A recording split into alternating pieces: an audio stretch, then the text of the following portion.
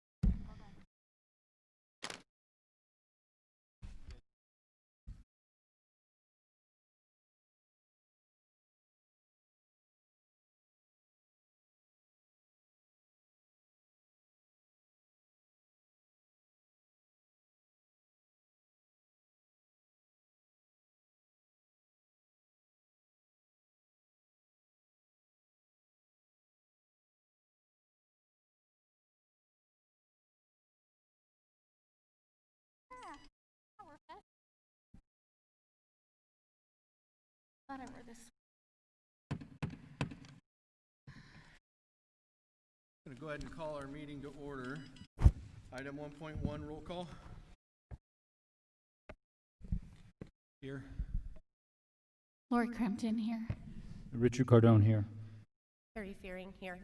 Okay, all board members are present. Everyone please rise and follow me for the Pledge of Allegiance.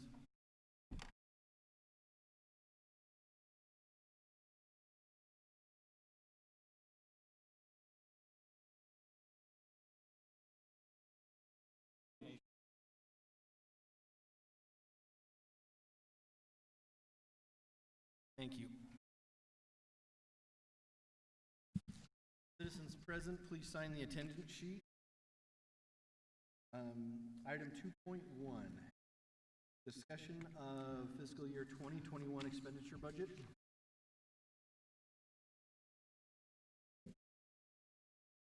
You're going to have to talk in there. You can't hear what you're saying. I think you're on, Ronnie.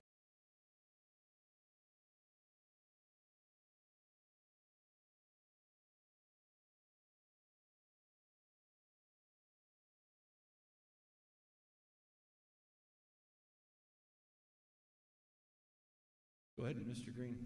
You wish to speak?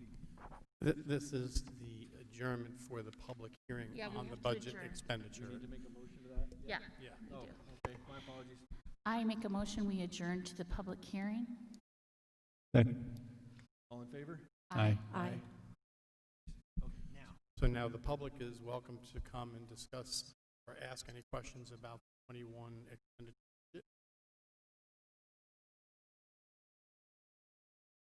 This is not the call to the audience. That's coming up.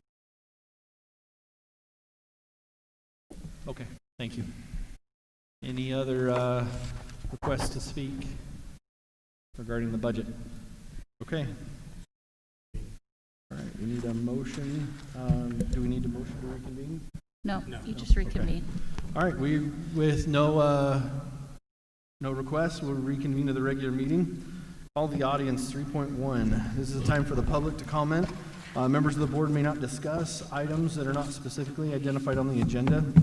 Therefore, pursuant to ARS 38431.01G, action taken as a result of public comment will be limited to directing staff to study the matter, responding to any criticism, or scheduling the matter for further consideration and decision at a later date. Public comment will be limited to 3 minutes. Okay, first, Patricia and Chando.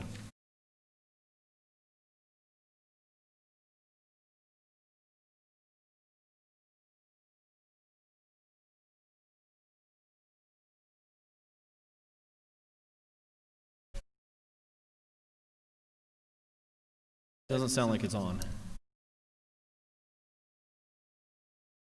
We need, here's our Geraldine. She's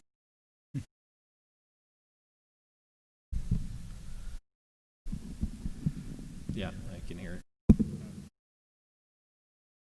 Hear you tapping. There you go. Okay, there we go. Thank you. Thank you so much. Good evening. My name is Patricia Ann Chondo, and you may know me as Pat Parker or Pat Toon Force. I have resided in Bullhead City for 36 years, in Mojave County for 51 years.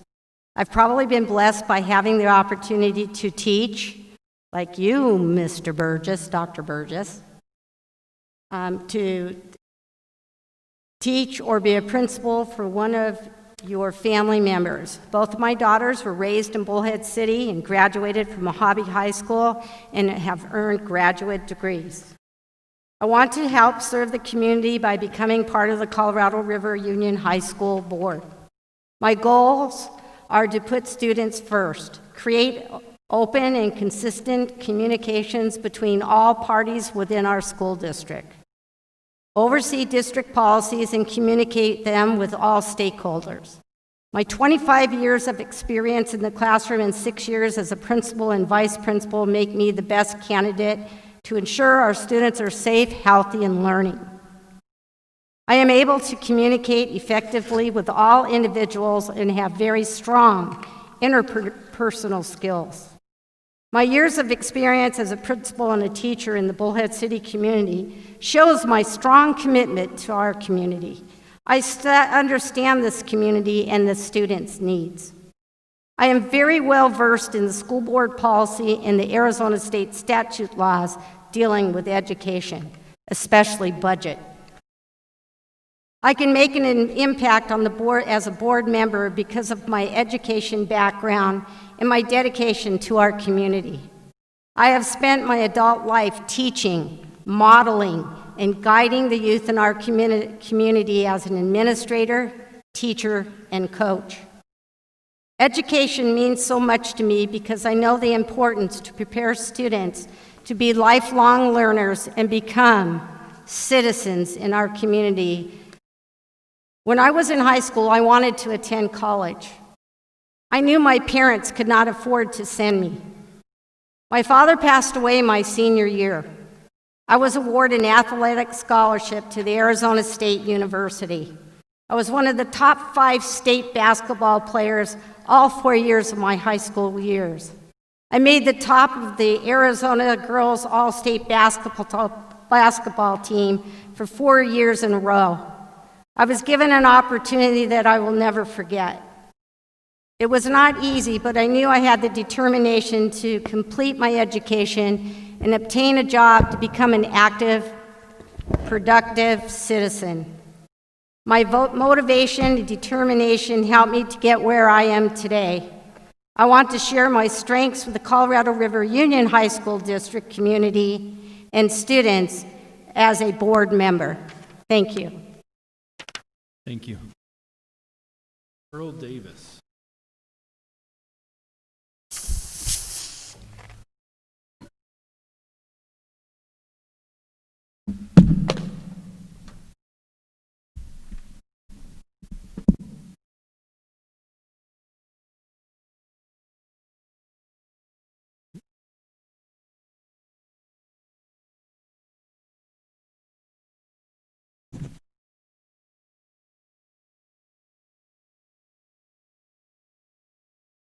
Good evening.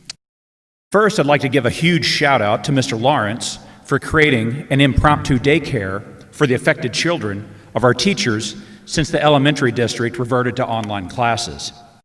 He created and implemented a plan almost immediately after that elementary board meeting. His plan is allowing the affected teachers to remain at Mojave teaching their classes rather than be at home and the school having to find subs. So wanted to say thanks to him for doing that. Next, regarding the COVID dashboard on the district website, is it possible to put an as of date on that? The members of CREA and the teachers certainly appreciate the dashboard. The information's been quite helpful, but we're never sure when it's updated completely. We would have asked at our meeting with the superintendent, but he didn't show to our regularly scheduled meeting, and he's been unavailable to get it rescheduled since. So we brought it here. Finally, the 5% pay raise. The spreadsheet Mr. Flora will speak about during his report contains several inaccuracies. He's trying to build a case showing we teachers have already received over 20% in pay raises. This is simply not true. Mr. Flora's numbers include Prop 301 funds, which do not come from Red for Ed funding. Prop 301 funds come from sales tax revenue based on legislation passed several years ago. His numbers also list CSF, or Classroom Site Funds. Again, Classroom Site Funds are part of the Prop 301. His time frame for the Red for Ed funds is larger than the 3 years that the funds have been in existence. Red for Ed legislation passed in 18 with the funding for FY 19, 20, and 21. So far, we are the only district in the state who have not been paid the 5%. Like we asked last month, where are the funds? I'm sure someone is going to say it's being used to offset insurance premiums. To which I simply say, is that offset simply for the teachers? Or is that pay raise being used to offset the premiums of all district personnel? Essentially, the teacher pay raises are being used to pay down insurance for admin as well. I know there will be more discussion on this topic later in tonight's meeting. I ask that we be allowed to discuss further at that time. Thank you. Thank you. Kevin Green.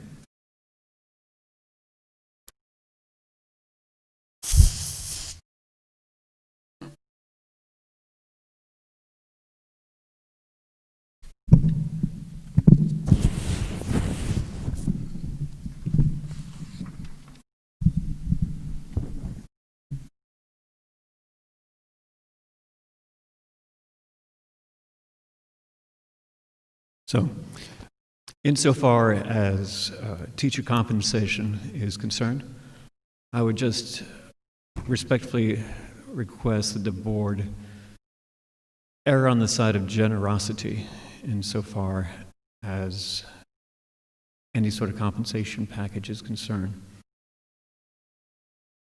It's a little tough. I've given, as many of you know, a large portion of my life to serving Mojave, and I'm concerned about its ability to attract teachers in the future.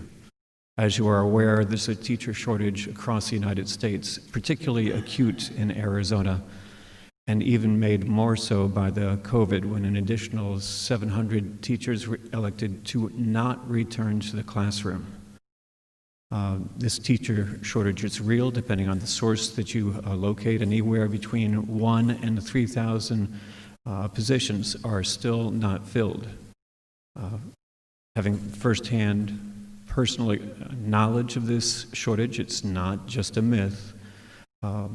A former teacher of Mojave, who has since moved to California, found out suddenly at the beginning of the school year that his spouse had been relocated to Phoenix. He had to break his California contract and apply and hope against hope that he could get hired in the Phoenix metro area. He got 2 job offers within a week. This teacher shortage is real and it's acute. And eventually this COVID will expire. But when it does, it's going to be a long time before we will be able to compete effectively on the marketplace for new teachers who will replace boomers such as myself. Eventually, we're going to be cashing in our checks and moving on. Can we compete in the open marketplace? And many of the teachers that are here with me that I work alongside of, the marketplace is beckoning them elsewhere. So please, if you're going to err on the side of generosity. Thank you. Thank you. That is all we have for call to the audience. Item 3.2, approval of the agenda. Need a motion.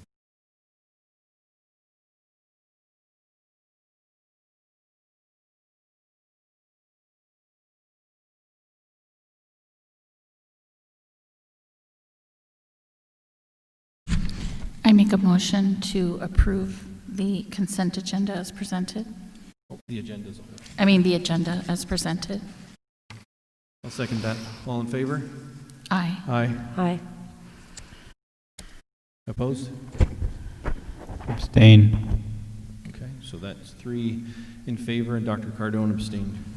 Okay. All right. Motion carries. Next item, 3.3, Superintendent's Report. Thank you, President Burgess. Before I begin, I would like to turn the mic over to Mrs. Crampton for a special presentation.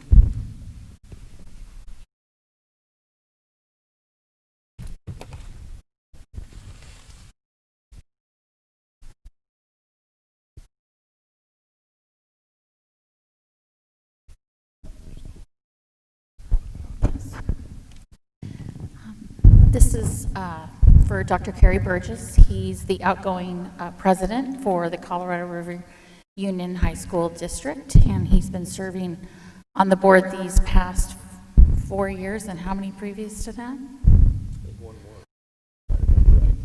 So 5 years? 5 years. And so this is an appreciation to your service to the district and to the students, and we want to thank you. Thank you. And you'll be missed. Thank you. Thank you very much. I appreciate that.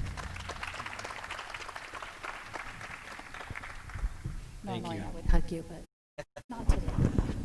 Appreciate it. Thank you very much. Okay.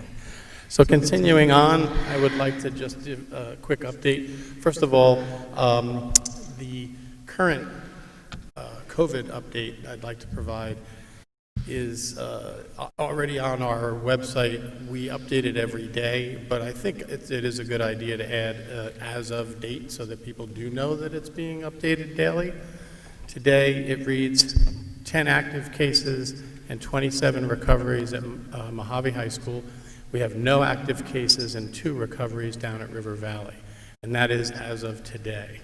In addition, I won't go into any great detail, but I provided each of you with the public health data for today, December 14th, which reports out information for the week ending December 3rd. It's pretty obvious to everybody in the community and throughout the county that the numbers here and throughout the state are climbing, and they are climbing at a precipitous rate.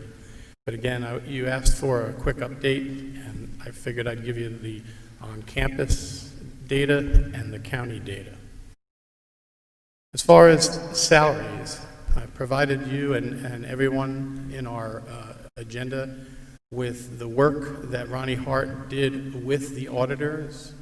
Each of the fund years reflected for Red for Ed funds were in fact received through the state, earmarked for Red for Ed, and the increases that were delivered during the same time period. As you can see, including and compensation includes, and Red for Ed includes all staff and all benefits.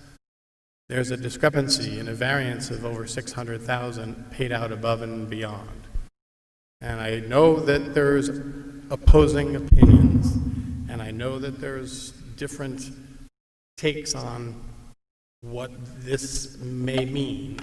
But the last time we were together, I strongly recommended at this point in time, based on 2 reasons.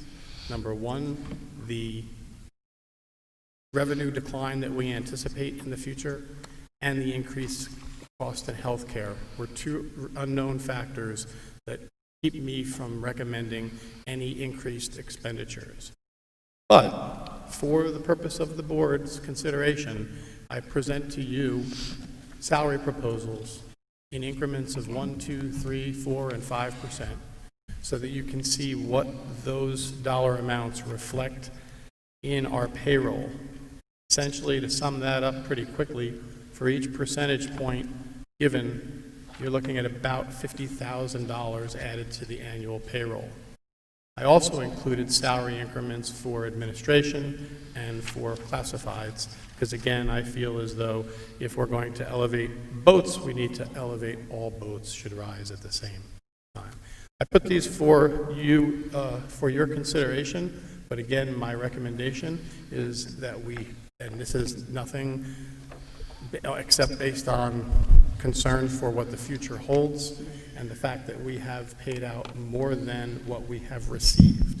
Now, everyone can discuss it and they can debate it, but the auditors were just here all week, and these numbers are, in fact, fleshed out to accurately reflect what we receive from our state for Red for Ed funding.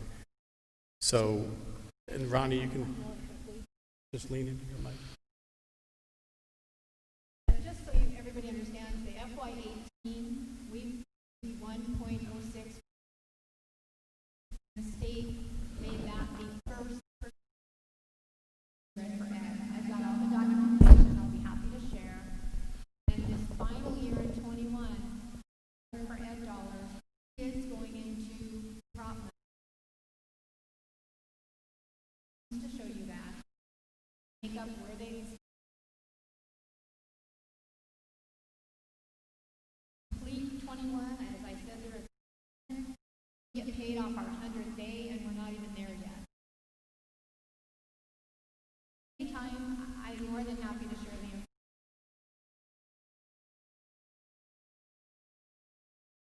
information. Excuse me, Ms. Flora, is that on the agenda for 6.1, 7.1, or? No. So let me 7.2? just clarify. 7.1 is the revised expenditure budget, which we had an open hearing on a while ago. 7.2 Is where it will be dealt with? is a separate issue. We're literally just raising minimum wage from 12 to 12.15, so it's So completely where is it on our separate. agenda? 6.1? 6.1, got it. Oh, yes. 6.1 is, Okay. but I put it in my superintendent report so that I could share with you all the No, I know. I information just in wanted to advance. know. But I'm sorry, I misunderstood you, but it does help to provide some clarification. 6.1 will be further discussion on compensation, and 7.2 is just raising the minimum wage. And that is by federal, state law, which we have to raise to 12.15, but we'll get to that item. Am I able to make a statement in regard to your update? Sure. Okay. While I thank you for your presentation, we originally had COVID on the agenda, but for some reason it was pulled late last week before the agenda was finalized. So we are unable to take any action on it tonight. I can tell you that I'm very concerned about the district's inability to follow the protocols that we have put in place. This week, I have received multiple letters from teachers who are concerned about the lack of notifications regarding students and staff members who have tested positive for COVID, even to the point where they are considering leaving the school district, who they believe has turned their back on them, jeopardizing their safety and causing at least one to miss work after being exposed in their classroom. They each express a belief that the school district, and as the governing board for the district, us, are brushing this under the rug, so as to try to push through and make it appear that there is no outbreak in the high school district. This is very concerning to me on two levels. One, I do not like to hear that teachers feel that they are being ignored and put at risk, so they are considered leaving the district. We already have a hard time keeping good teachers. We don't need to facilitate their leaving by ignoring them when it's so easy to simply inform them when there is a possibility they were around a student or teacher who tested positive. Two, as a member of this governing board, we are the policy makers, and when the policies are made and not enforced, we look complacent in allowing that lack of enforcement. So my question to you, Mr. Flora, is why are the teachers still finding out about positive cases through the students and other outlets instead of administration, and specifically your office? So I will tell you that a letter has gone out for all cases, all 37 cases on the campuses, on the days that they were confirmed positive by the county health department. So when I tell you that we have 10 active cases on the campus right now, that's what we have.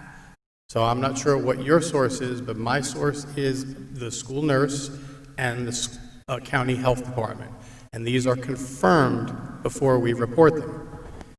In some instances, there are multiple events in one day, and we send out one letter saying that you could have been potentially exposed today, but I'm not going to send out 2 or 3, and we agreed on this when we came up with the protocol, that I wasn't going to be sending out multiple letters every day. So, and I went through some of the dates with you the last time where we had 2 on like November 2nd, so one letter went out.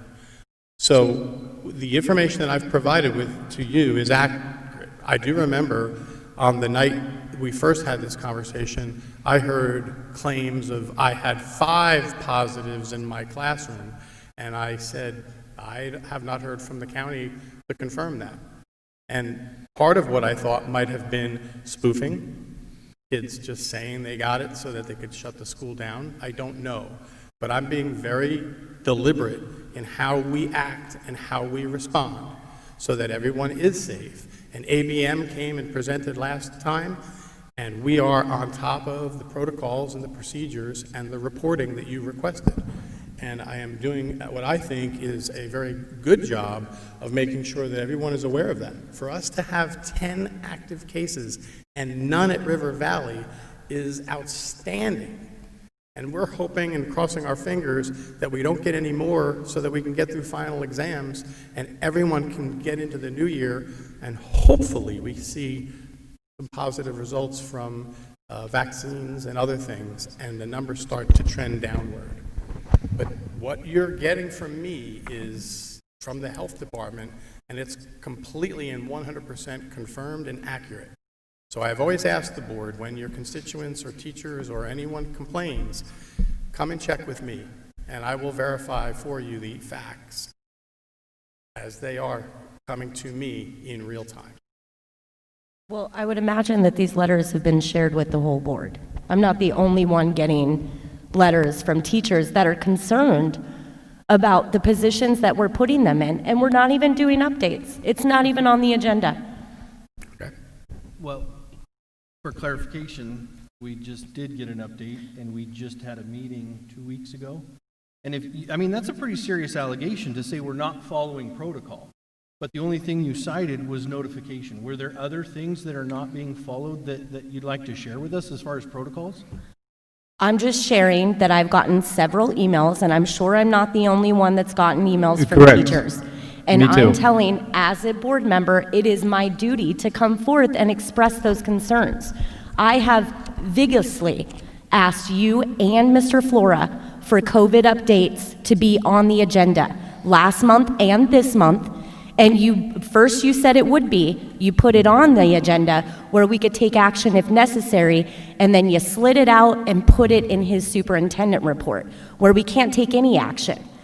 So it looks to me, and I think it looks to a lot of the teachers that we represent, that we don't really want to address what's going on. Like I said before, this is your opportunity to share how we are not following protocol. We just got done discussing what our protocol was. What I and think- you have yet to share beyond the one instance, and I've asked you now twice, for what is Can the I- protocol that's not being followed. Ms. Crampton. Did we send out letters? One of the specific things that I saw in a couple of the letters, I also received some letters, was that did we not send letters for people who tested positive over Thanksgiving break? We did not send letters for those that tested positive over the break, because the letter specifically says that you may or may not have been exposed to COVID on Right. the campus. Right, So- but I still think that You So- err on the side of letting those people know No, they so- could have been exposed. Do you know Well, what I'm those- saying? just so I you don't know- think we decide that. I think we just tell people, Right, so you those could have been numbers- exposed.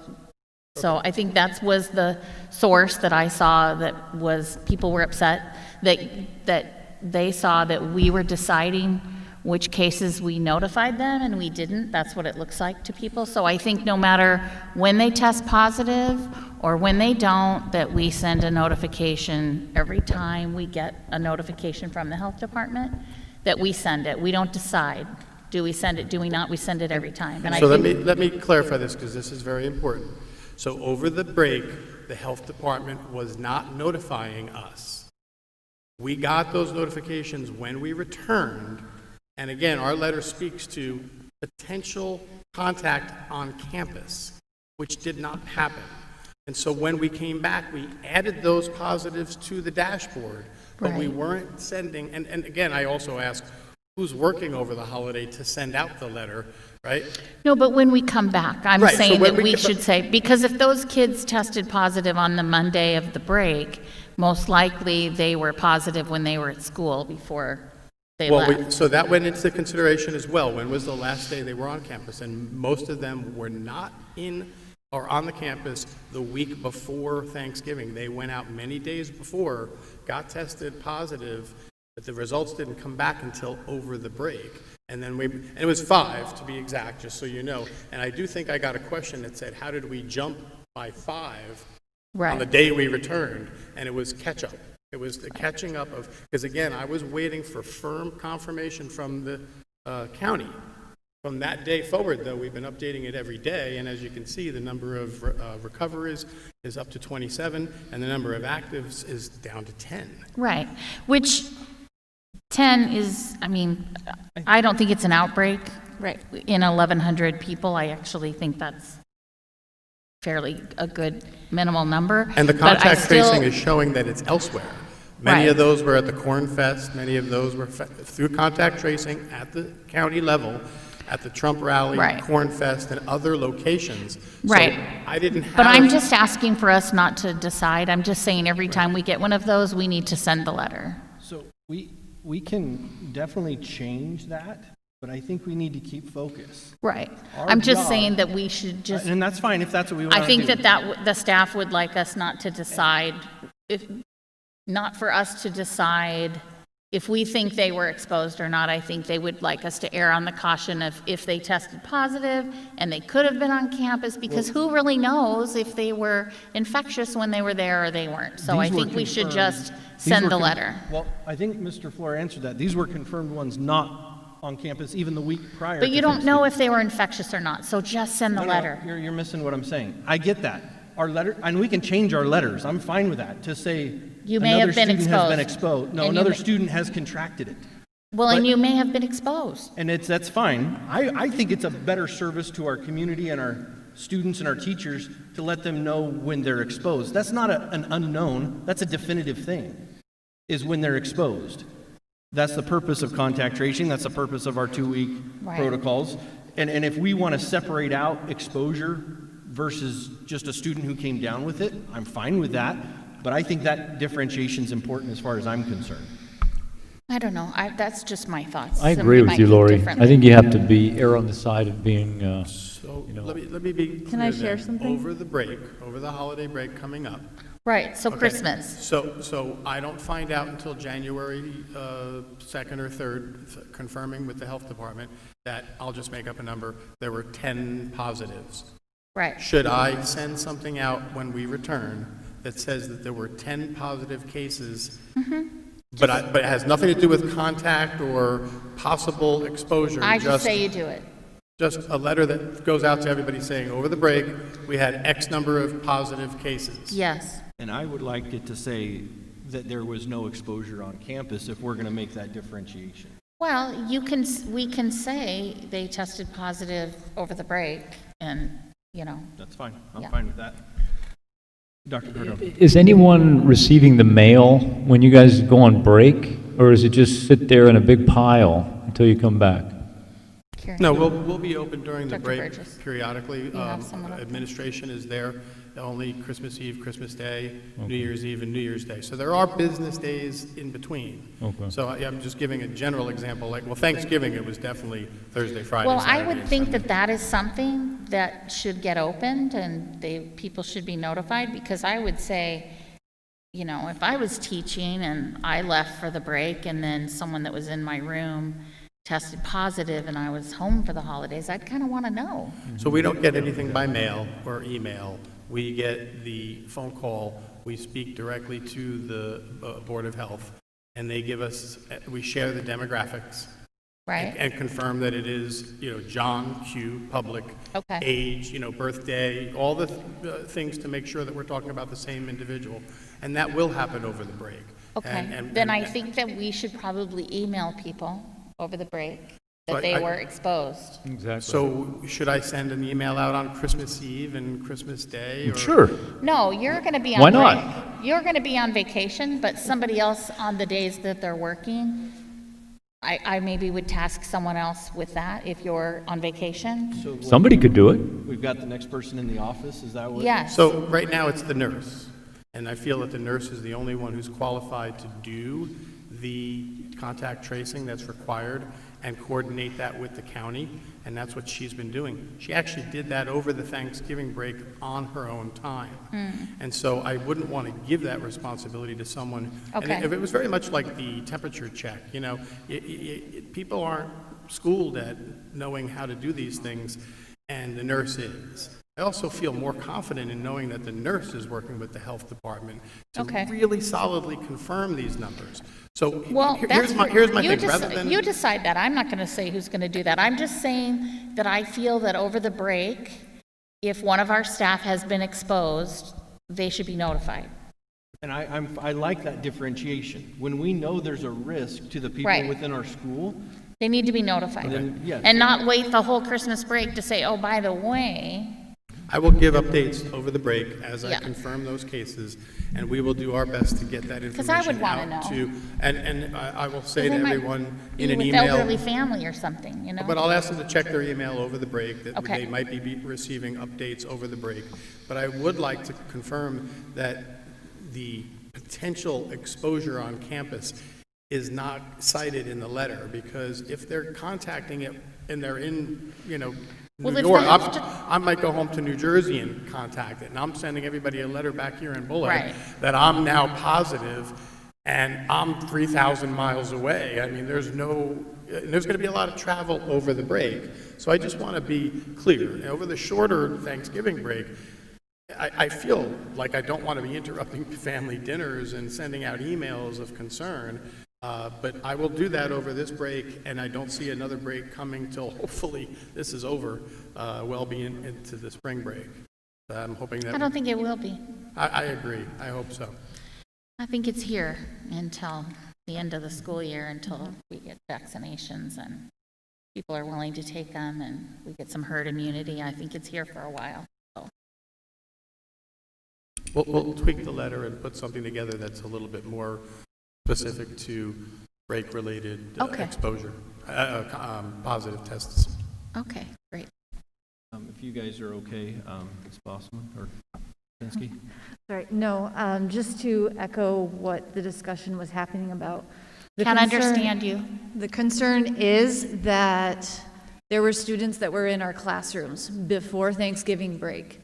And then either they contacted teachers or we found out after the fact that they had tested positive while they had been in our classrooms with potential symptoms. And so when you have teachers that are caring for immunocompromised family members recovering from cancer, and they're trying to do everything they can to be safe, only to find out after the fact that there were what ended up being COVID-positive students in their room that they were in close contact with, and we didn't get that notification at all over break, and it wasn't until we pushed for it that it actually started happening. There are still teachers that think that they aren't getting the letters. Maybe it is what Mr. Flores said, that students are just saying it, but we don't know. And so that's where a lot of the concern is coming from, that we didn't get that communication because we were under the impression when you had the special meeting right before break and decided that we were going to get that personal communication, that it would be happening, because we knew we had these kids in our class, and it didn't happen, and it didn't happen. And so hence there's still a lot of apprehension, lots of tension, and lots of stress between district and teachers. That's all. And I think you are going to have kids who say they have COVID who haven't been tested. That's for sure going to happen. Yeah. Just So, that concern, because we have had kids, because they tell us, I have it, or I don't have it, and they've been in our rooms. We know they've showed symptoms, but then when we send them to the nurse, or they're sent back, and then we find out later they were, and we don't get a letter, but we see these vague letters being sent out to everyone. It's what's going on, and it's still creating a whole bunch of confusion and stress, like I So, said. I guess I would like to clarify. Has teachers been notified, like we discussed in our last meeting, every time a positive case comes back from the health department? After the meeting we had, we notified the specific teachers of the student that was tested positive as you requested. Okay. I do remember an incident where, and I hate to divulge all this information, but the incident was a teacher. So a letter went out, and suddenly there was this onslaught of, who got a letter? Who got a letter? Which teacher got a letter? Did you get a letter? Did you get a letter? And everybody was trying to find out which 5 teachers got a letter, and we didn't drop the ball. We didn't send out 5 letters to 5 teachers because there wasn't a student. And so what I really am most troubled by is, why would I want to even try not to report the information when we get it? And this is why I rely heavily on the nurse. And Dr. Cardone, you can certainly, assist me here. I have, out of these 37 cases, almost 20 of them didn't even have a fever. Some of them didn't even have coughs or other symptoms until they left school, and the next day they felt them. So it's very easy for people to get up and say, oh, I had someone leave who didn't feel well. But that's where the professional comes in. When the nurse takes a temperature and goes through a series of throat swabs and things like that, says, you better go home. Then the next day, there are no symptoms, but they stay home. Then the following day, they get tested. And then, as I gave you the dates the last time, 2 or 3 days later, they test positive. There has been many days between the time that student was in that class and they go positive, and they're still getting a letter. Classroom's been cleaned 8 or 10 times at that point, sometimes. So my point is, it isn't an exact science. It isn't the easiest thing for us to get and report. I will just say this, I'm happy it's only 37, because if these numbers were bigger, you think you're getting complaints now, everybody would want to go home, and everybody would want 14 days. And we're going to be reminding people that on December 31st, the federal labor laws are not going to allow that anymore. And they're going to have to use sick and personal time to stay home for COVID-related symptoms. So this is a very challenging thing for us to be dealing with. And I think with the help of the board, and I mean this sincerely, we have protocols and procedures and communication tools that are working and working effectively. And we're not needing to meet every week for emergency meetings and shut down any schools or campuses. And we have an administrator who, revealed openly that, of his positive, which is why I'm able to say this, sorry, but, the truth is, this is what happens. The more we talk about it, the more I slip up and say something I probably shouldn't about the identity of. We are not keeping any information from anyone. We're trying to work together. If we can get accurate information from students and teachers and parents and input from the board, we are doing a great job. And I mean, as a community, a school community, to only have 37 cases, well, 39 if you count the 2 down at River Valley. And that number could go down over the break or could go up. And I just think we keep moving on and doing what we're doing. And I would come running to the board. My biggest concern, and I have said this 1,000 times, is multiple teachers. Because I can't handle multiple teachers. If 3, 4, 5, 6 teachers go out, we don't have the subs. And I would have to come to the board for an emergency session and say, we might have to go back to a, at-home modality to compensate. But so far, of these 39 cases, we've only had about 4 or 5 teachers and administrators. The rest are all students. And wisely... And trickling, not all. And trickling, 2 a day, 1 a day. Thursday and Friday of last week, we had none. And so the nice thing is they're being smart by staying home, as advised, and they are leaving campus immediately, as advised, and I think that's what's mitigating and keeping our numbers down. So I wish that we could be celebrating the success of our efforts rather than criticizing them, because the truth is they could be much worse, and we could be in a dire position and having to shut down. So I cross my fingers, I knock on wood, and I hope that they just stay as low as they are, and that when we get through this and the vaccine is out and people accept it and it's responsive, that it goes away. So I think we as a board have a responsibility to operate in fact. And so when we get information that seems to contradict what we understand the process to be, we follow proper chain of command when it comes to teachers reporting what they perceive to be inaccurate. And also, we don't assume the protocol is not being followed based on rumor, unless you've got evidence otherwise. Do you? Okay. I think that I've presented enough, and just the fact that the notifications, the teachers are saying that they're not going out the way that we expressed last month. Okay. So in a normal way, do you have in a evidence to the normal contrary? setting, I would absolutely just go to Mr. Flora, but I can't. I have to do it here, which is why I'm almost positive that these teachers just didn't start with the board. They've been here long enough. Okay. They probably started, they just stated they had a meeting on Monday that he was a no-show to. So if they're bringing it to the board. I'm going to ask it again. Do you have evidence to the contrary to what the superintendent's telling us? Didn't we just address the notification might be a little bit of an issue and he would Right. change that? Again, I don't know what you're looking for. I mean, you're looking for some DNA evidence? What are you I talking don't know about? what you're looking for. All I'm saying is it's my job as a board member to represent our students and teachers. If they come to me with concerns over their safety, Exactly. and it's not addressed on the agenda, I'm going to bring it up. Congratulations, we have 10 active cases and 27 recovered. That's wonderful. But those numbers could rise. And we could have teachers walk away from our district if their voices aren't heard. So I'm just bringing it to the table so that it's out in the open, and that's all. Okay, can I say something? Ms. Crampton.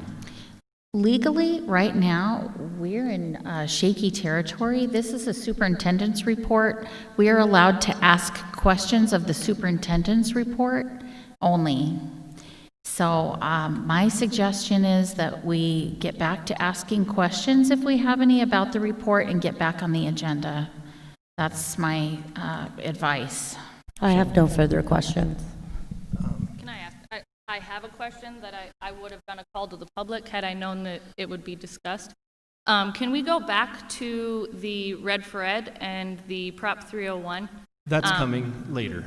It's on the agenda. Can I ask my question then? I don't see. Or can I reason- say it now so that you can discuss it later? No, let's come back to it later, Okay. please. One comment for Carrie, she wasn't pointing out, she's not the one that was saying that it's being done wrong.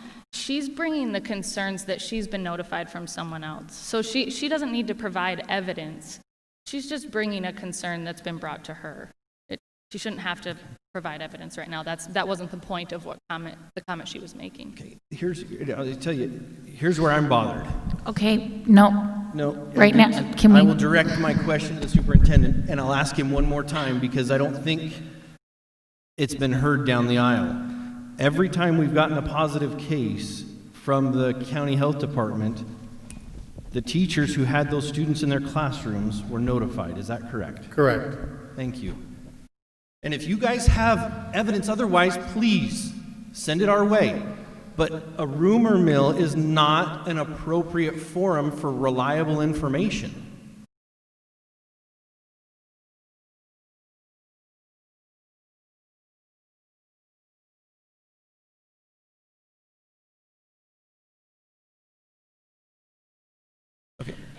I need you to come to the microphone if you're going to talk. I just brought up over the break, and he said that over the break that was true, so we've corrected that problem. Yeah, Over but he break, she said- will be notified. So he did say But over the we break. were notified, yeah, I'm But saying. other than he was over the complaining that- break- He was saying that no one was in the office to send a letter over break, but there was a letter sent over break, just not to the individual teachers. There was a notification letter sent out, November 23rd, Monday, the first Monday of break. A notification letter got sent out, but not a single teacher received a letter that day about those Again, notifications. Like So- we clarified, I'm assuming based on. That was a teacher. So therefore, hey, are you getting this, guys? Yep. We gotta quit assuming. Can we add to the consideration of how counselors might be notified as well? Because we aren't notified at all, and we see kids in our office all the time. And in fact, one of our counselors found out the day after that 2 students that she Good had point. met with Yeah. and met closely with tested positive. The counselors get a letter with everyone else. We don't, but we don't get any kind of notification of which students, so we don't know if students we met with tested positive, and we requested it. But we can't tell you the name of the student. We can't tell anyone the name So of the student. something to consider is that counselors have a higher code of ethic for confidentiality and things that is in our certification and our training, that Okay, perhaps we're maybe getting we off topic, should. guys. Yeah. Like we talked about last meeting, our interactions need to expect. That's why we wear masks. That's why we social distance, is for the purpose of preventing the spread. We'll include the counselors with the teachers. Okay. All right. Let's go ahead and move So on. you have a cohort, correct? Okay, so if it's in their cohort, notify that counselor.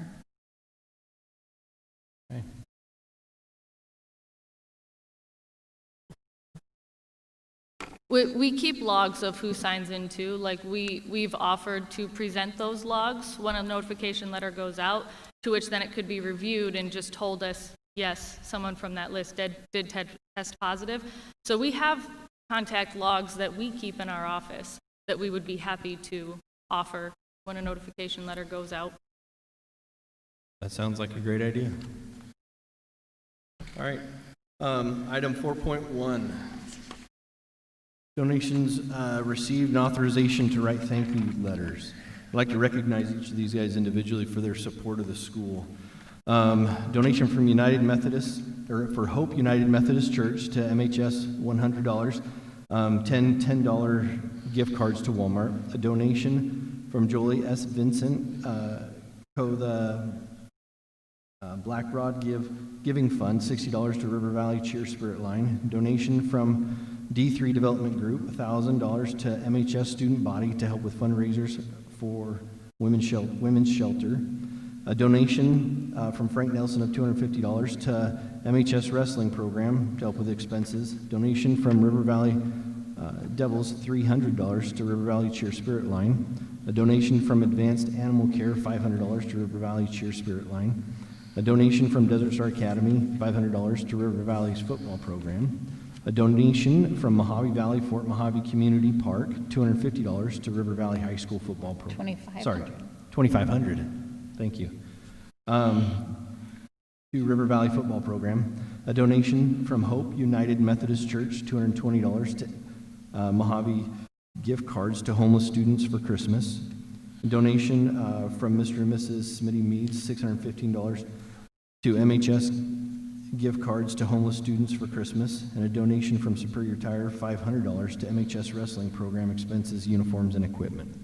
We thank everybody in the community for their support of our schools. Thank you. Okay. Consent agenda.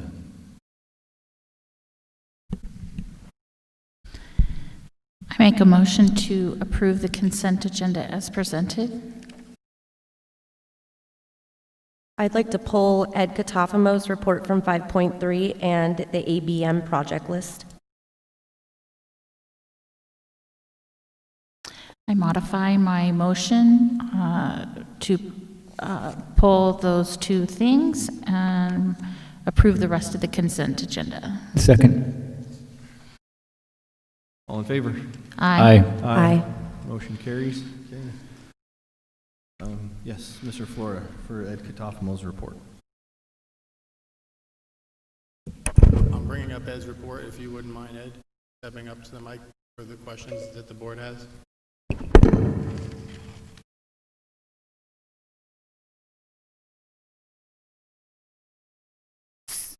So my question's actually going to be on the Eventbrite information that was sent on Friday evening. So I don't think you're going to have that to pull up on the screen, but Ed, I just have a couple questions. You have this line item, promoter, and then it's got Eventbrite and cash. And under the Eventbrite, you've got $19,107. I'm just wondering, does all of that money that you're showing there go to the promoter, or is the field house pulling that money in? That's the promoter's take. So they charge like a $10 ticket, and we're getting $1, sometimes $1.50 of that. So that's why it's separated out. Okay. And then on the field house, the blue line item, you've got Eventbrite and then /cash again. In the cash items, you have for the Ducks, $7,873, and then that was on the 17th. Then on the 24th, you've got $5,196, totaling $14,579, but I'm not seeing it in your report that we're showing on the screen.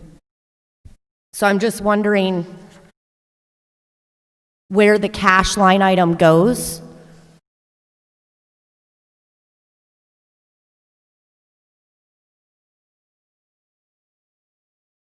The cash is real time. That's in the report. On this report. Yes. I'm not finding it on there. Can you show me, well, you can't show me. But can you tell me from what you're looking at, what line item I need to look at to find that number?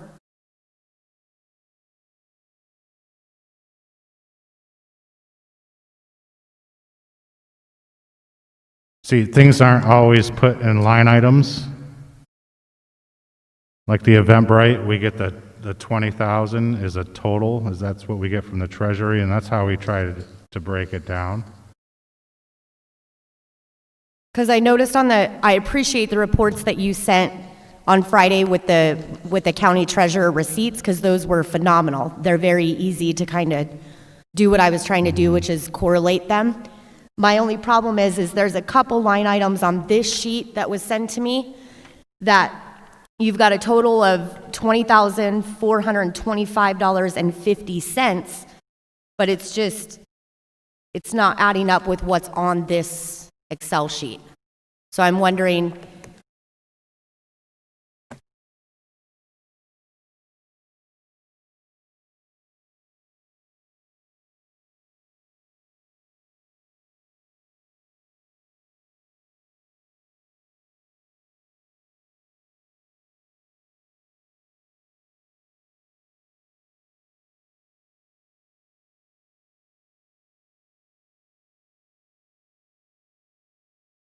go back to it.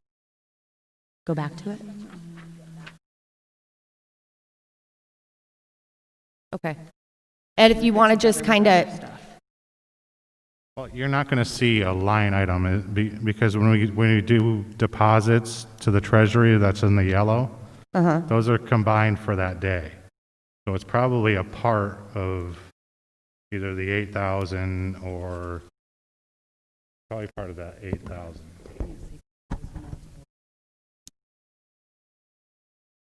So we do $1, so it's not for the whole weekend, like that 7,000 is for 14 games. So it's 200, it's 1,000, it's it's all different amounts for the total encumbrance of 2-day event. okay. So the cash are you going to supply? And trust me, these- that's the problem we're having with trying to capture this data is we get a total amount from the Treasury. And then it's a puzzle every month to try to figure all of that out. And we really have getting it down now that we know that that's happening, especially the more this year that we've been using Eventbrite. So since the last request, Ronnie's been working with them. We got that report out to you at the end of the week by Saturday, and Ronnie's been spending a lot of extra time schooling them to make sure that they understand exactly how and what should be reported, so that we can try to make this clearer for you guys. Right. Which I appreciate. With the county treasurer receipt on there, it makes it a lot more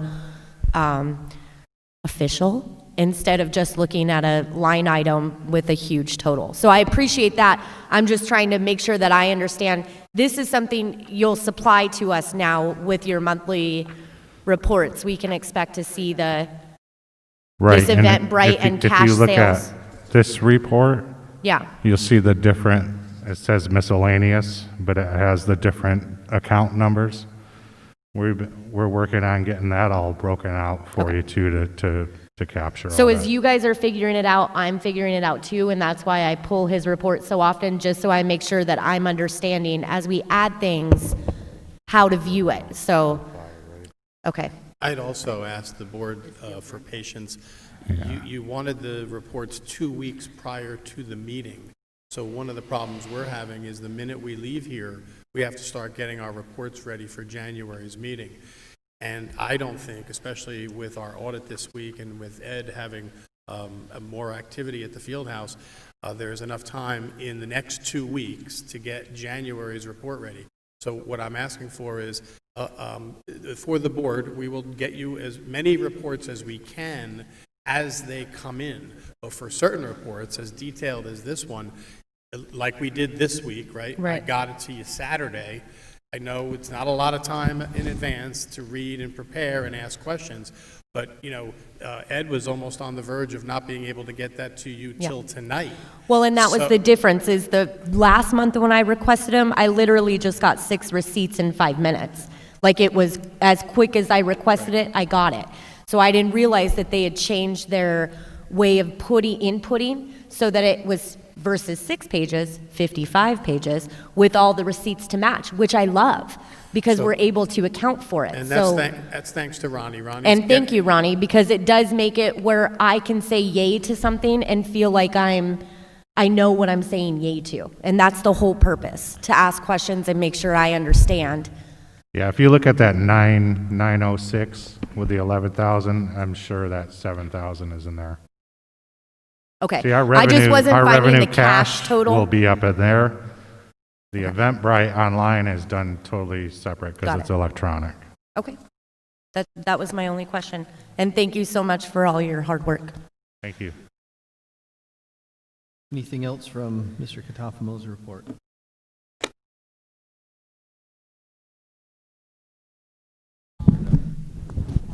Thank you, Ed, on doing such a good job with the events you've had here lately.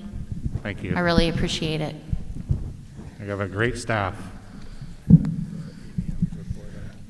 And ABM's report, project list. So I just wanted to pull that up. I noticed a change this month, a refreshing change. It had photos attached that kind of highlighted some of their projects, and I also noticed that in Mr. Lawrence's report as well. It's a lot easier for me reviewing to be able to see these images and what they're actually working on, which were some very substantial projects that they went above and beyond for. So I'm just wondering if this is a trend that they're going to keep with their reporting, or if they did this for a particular reason, because I think it really makes me understand, besides just looking at an Excel sheet with yellow and green completed, not the images of what they've completed on both campuses is a good addition to their report. So I'm wondering, is that a new ongoing thing, or was it just this month? No, I think we were trying to highlight the T-Bird Pride sign and the events that led to, and the efforts of ABM that led to some successful events. I myself, even many months ago, walked on the roof to look at damage and took pictures. I think pictures speak 1,000 Yes. words, and I do not think that if I ask the ABM crew to snap some shots and throw that into their report, that it would be that difficult to add. So I will certainly ask. Just with the substantial ones, I think it's important. Everybody can view these online once they're made public, and I think for us, it's nice to be able to see what they're doing besides just an Excel sheet that doesn't really do it justice. Not for everything, just for the substantial ones. We don't want to be sharing pictures of toilet bowls that have been fixed. No, not the small ones, just the substantial ones. I get it, and I Okay. think it's a good. I don't need to see the I think it's a good toilets. suggestion because we do want to highlight the efforts of ABM. They came, they spoke. We appreciate what they do, and you know the greatest line is that no one appreciates what you do till you're not here to do it. Exactly. So when ABM falls down and have injuries and you know. We feel it. We know that certain things are not getting done quickly, and we're very patient with them. But it is a good idea, and we will add that to the reports in the future where needed. Thank you. Any other questions, comments? Okay. We need a motion to approve those two items. I make a motion that we approve those two items. I second. All in favor? Aye. Aye. Any opposed? Motion carries. All right, old business, discussion, 6.1, discussion and possible action on 2020-2021 salaries. So in my superintendent report, I provided you with information. We began a discussion. I know there are audience members that are here. One of the reasons I asked to sit on the field was I was expecting a lot of staff input. So I hope the board takes the time to listen to the staff and certainly consider my recommendations along with some of the suggestions that I've put before you. One of the questions I had was, I know that, you know, the healthcare was more. It has been for everybody, but did we factor out the cost of the healthcare for just the teacher population? We need to do that because the Red for Ed money was specifically for the teacher population, and we agreed as a board that after we gave the raise for the entire, that the last money would go for specifically the teacher population. And that was, I mean, we're not the same board, but that was the deal the board made. And so, you know, I'm going to keep trying to hold true to that. So I just think we need to know what that dollar amount is. That's an important dollar amount, so that we know how much money is left from that. Okay. What, I'm sorry, I wasn't exactly clear on your question. She's asking that we separate the classifieds and certifieds from the salary. The 655 represents all salaries, but the Red for Ed funds down below are specific to those that are earmarked in the audit from the state as far as revenues for Ed for Ed. But up above, the number reflects salaries that were for all staff, including classifieds and certified, And along with their benefit. And it does, I mean, there is going to be a raise and an adjustment of salary schedules for everybody else with just the federal law requirement. We're going to adjust our salary schedule. That's going to happen. So that's naturally going to happen for others. So I think that it's important that we look at, when you subtract out, you know, the healthcare for everybody versus what the healthcare is for just the teacher population, how much actual money is left from that Red for Ed money, because then that much money would still be left that would, you know, be left for teachers. And, you know, because the reality is, if you know, everybody else is faced with, you know, I realize that everybody has, you know, growing health care money, but our particular district, we have a harder time getting health care because we have some really high claims, and so our claims loss ratio was really high, and we have a difficult time getting insurance, to get insured out here because of that. So our insurance is high. I mean, one of the groups that we looked at, we couldn't even afford them because of how high the insurance was because of our claims loss ratio. It was, I think the one wouldn't even give us a quote, would they? Yeah, one wouldn't even give us a quote because that's how significant our claims loss ratio is and has been for a number of years. So I know that our health care is more than other districts, but if we don't keep up with the salary increases with the Red for Ed, when we get to the end of it, our salaries won't be on the level of other districts. And so, that's not where we want to be. So I think that it's important that we do everything that we can, without being, financially irresponsible as a board. But we can't just not do anything. And so I think we have to, and we can't say we have to look at everybody and it has to be for everybody, because that's not what that mandate was. That Red for Ed money was specifically for teachers. So while it doesn't seem fair, as you say, that you want everyone to have something, the minimum wage raise doesn't address teachers. So what are we going to say now? That's not fair, so let's not give a raise to people who are getting a minimum wage. Well, they're getting it anyway. So I just think that we have to realize that, that Red for Ed was a long, fought for thing by them, and I just think it's disrespectful to not look at this more in depth and to separate out that amount of money and see how much of that pot is left, and then to see what we can come up with and then what we can afford. Because right now we couldn't even pick a percent if we wanted to, because we don't know what we could afford. Yeah. And Dr. Cardone. Let me ask something. That 5%, did that go to their healthcare costs or didn't it? Yeah, some of it did. Well, I mean, shouldn't the teachers have had that option to decide what they wanted to do with that? Well, go ahead, Mr. Floor, you can answer this. No, I was going to say, so I arrived to the state and knowing that you had these 3 incremental years, and last year when we approved the 5%, it went to their salary, because we're paying for 100% of their health care costs. Right. We pay for any increase as we experienced this year in health care costs.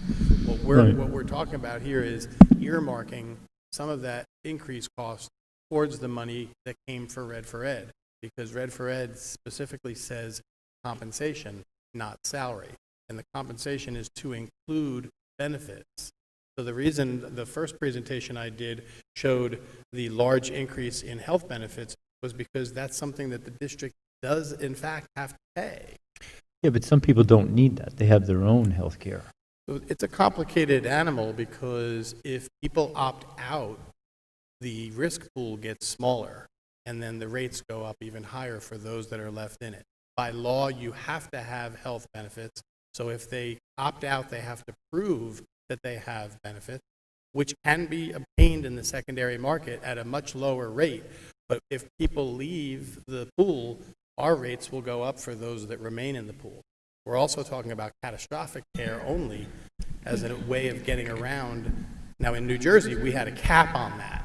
Yeah. There's no cap here. So I don't know what to tell you, only that I can't turn around and give everybody $10,000 if they choose to not take the benefit. There isn't a group employer in this town that gives an employee a financial compensation for opting out of their health insurance. Ask the hospital, they don't give them, I mean, they consider it a blessing if someone signs they don't want their group health insurance, because you don't pay someone when they don't take their health insurance benefit. so my question is, did we actually receive the Red for Ed money in July like all the rest of the districts, or have we not received it yet? Any for FY21 yet. Comes after, we'll get funded. I mean, it's in our baseline support, but we don't get until our 100. How much we're getting? And then the difference is in the crop.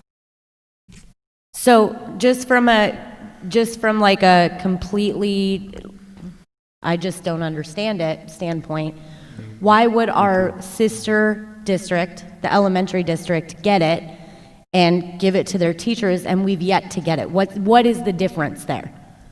They're getting paid the same way I am. It comes all throughout the year. I mean, it's in our baseline level support from the state that we get monthly. They paid it out all at once, or they, if they chose to do it right up front, they'll catch up at the end of the year. Okay. We don't even know what our ADM is going to be for our 100th day. We've been dropping. So, but we have gotten some money? Because here's my So, concern. hold on, 1 second. No, but that's what she was asking. We have gotten some Red for Ed money for So- 21. And I would Where add did it that go? the elementary district also, I think, from what I had heard, you guys could verify this, had gotten 150,000 less than what they had anticipated also. So that does factor into that equation as well. So if we did receive some of the Red for Ed money, where did it go?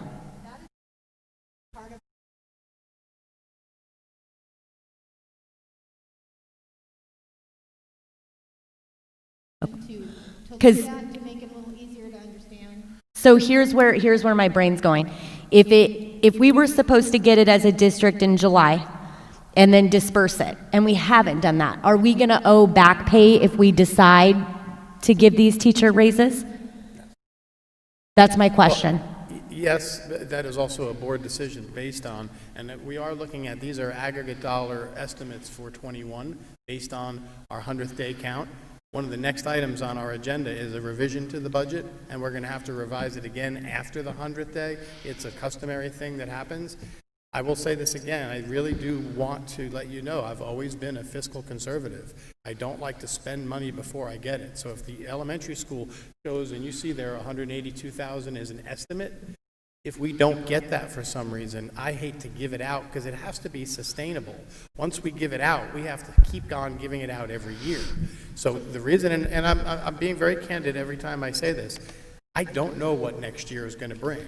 And so we want to give everything that is deserved to the teachers, and I think to all staff, because our support staff are making very little money.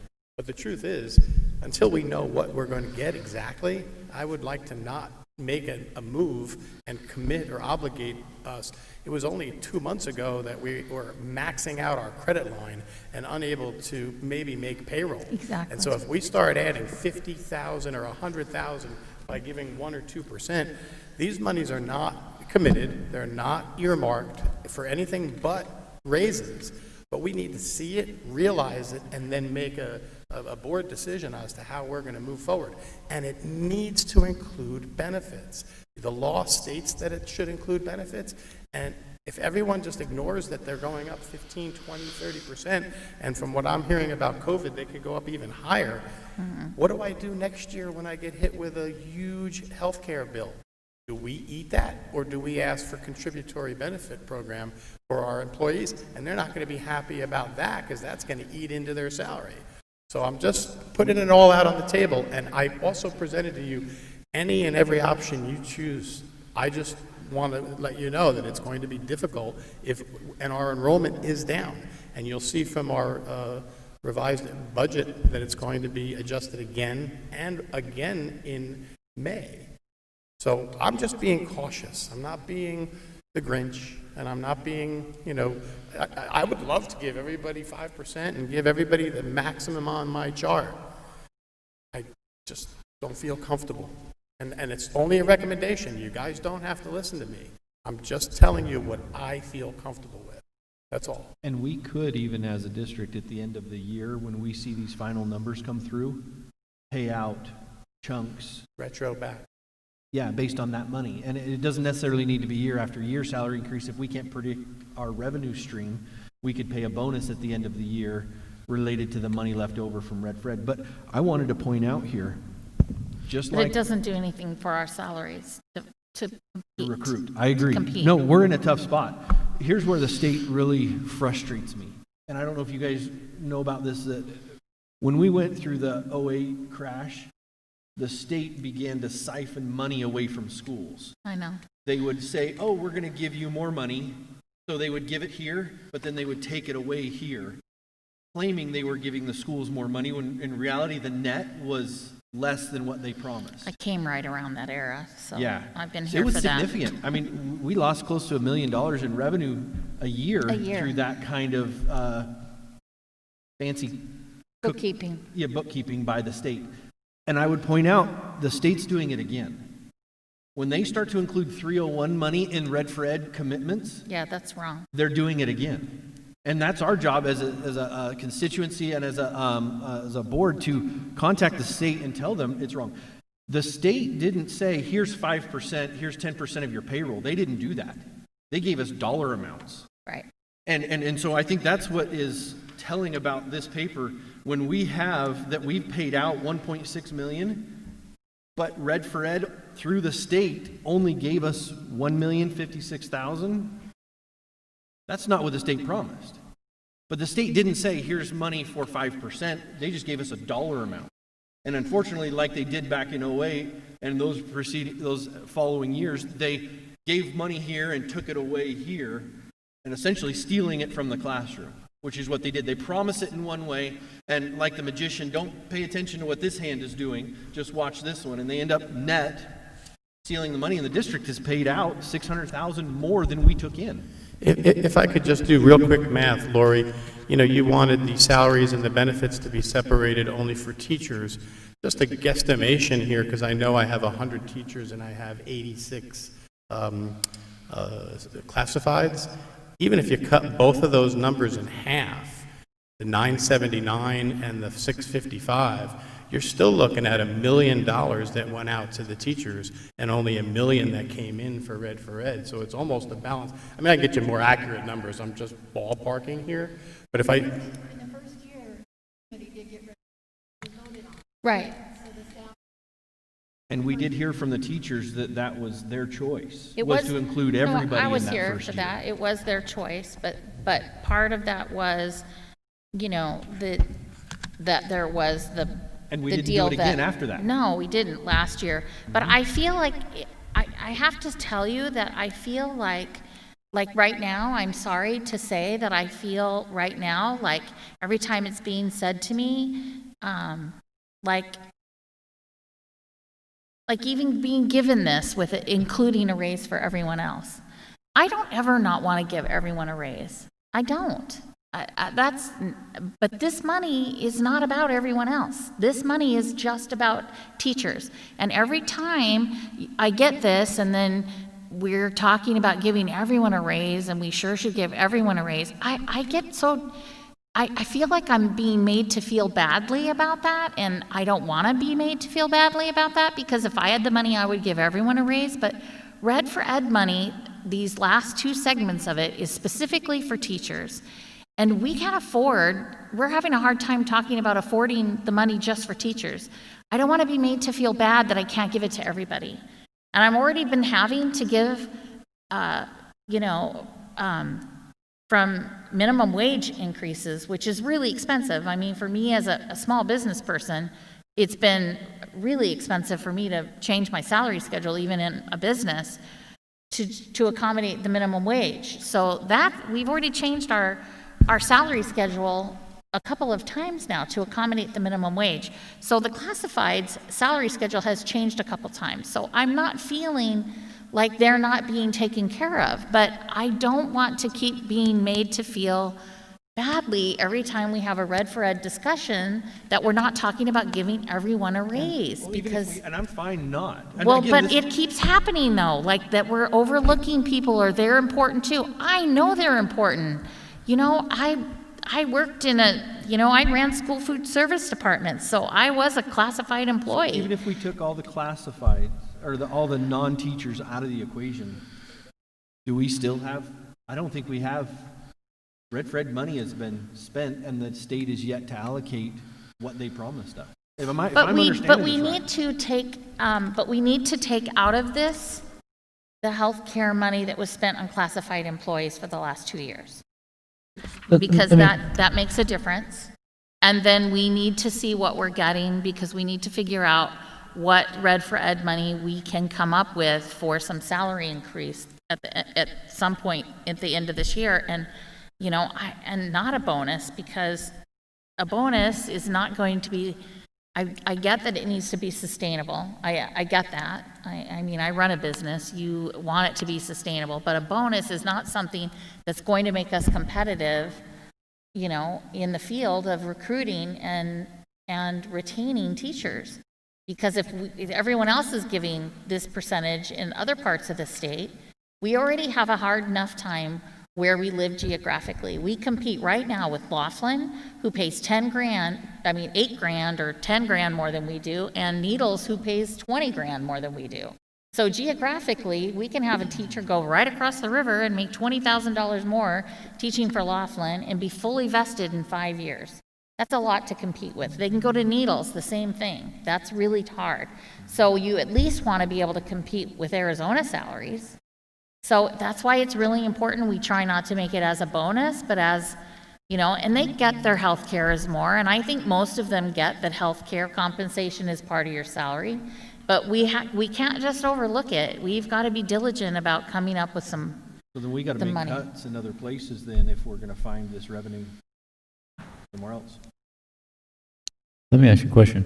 That extra Red for Ed money, the 5%, and that was spent on healthcare or intended to be spent on that, are other employees other than the teachers benefiting from that?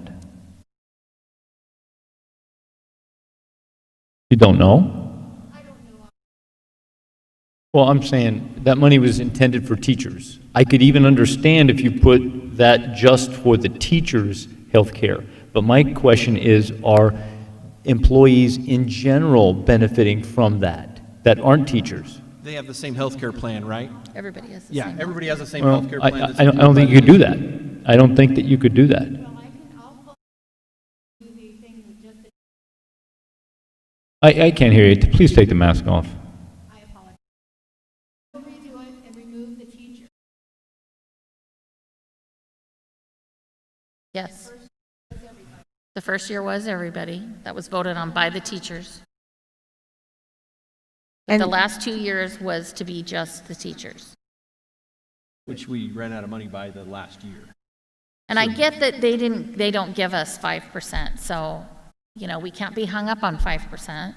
I get that, but we have to come up, we need to be able to have at the end of the day, what the numbers really are from that. I would suggest before we consider changing our employees' benefits, we hear from them to see if that is, We're in not regard- changing their Trust. benefits. huh? Are you talking about the healthcare trust? No, I'm talking about, right now, we pay everything of their health care benefits. Oh, yeah, So- we're not going to change that without them. There's a whole Okay, committee well, I guess that what I'm has saying- the employees on there, So, and they have a Maybe big I'm say in thinking on a that. different wavelength. They have a It big say about their appears health care that benefits. the state didn't give us what they promised us. Right. If I'm understanding this correctly. So where do we get the money to give, and I want to, where is that money going to come from? Increase classroom sizes, changing their benefits? We've got to decide as a board and as a district where that money is going to come from to be competitive, to raise these rates, and I think those are good and admirable things we should be doing. But at the end of the day, I think we have a responsibility to balance the budget. Yeah. Ronnie, we're doing a revised budget tonight. When is the next one? In January? No, it's actually May, that's when you have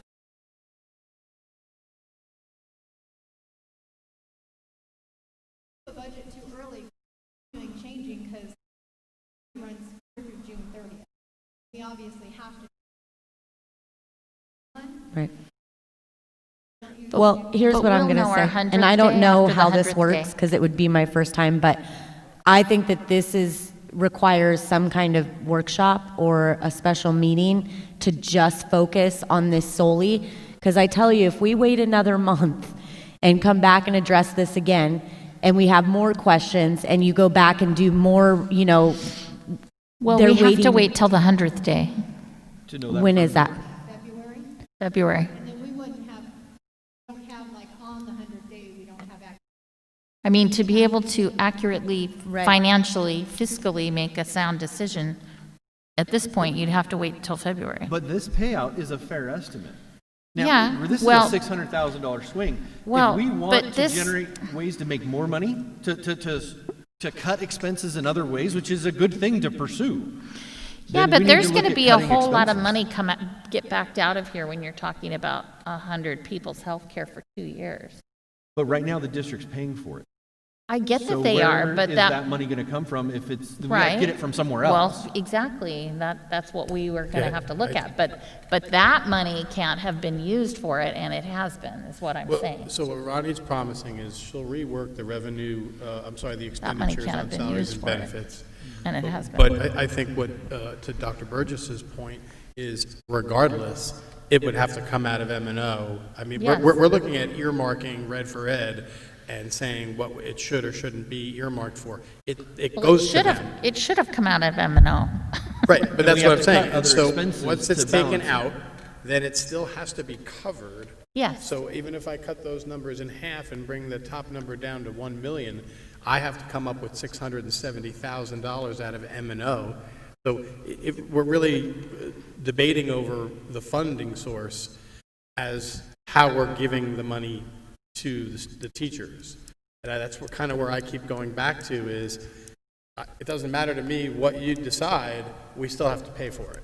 And then as Dr. Burgess is saying, and I mentioned it, and I've already been working with ABM to cut some of the costs out of their contract, but I have to be careful because during COVID, I don't want to cut classroom cleaning No. and certain, details that they're covering. Looking at Chartwells, and then I have to start looking at cutting teachers, and we've lost a couple of classified staff in the last few weeks.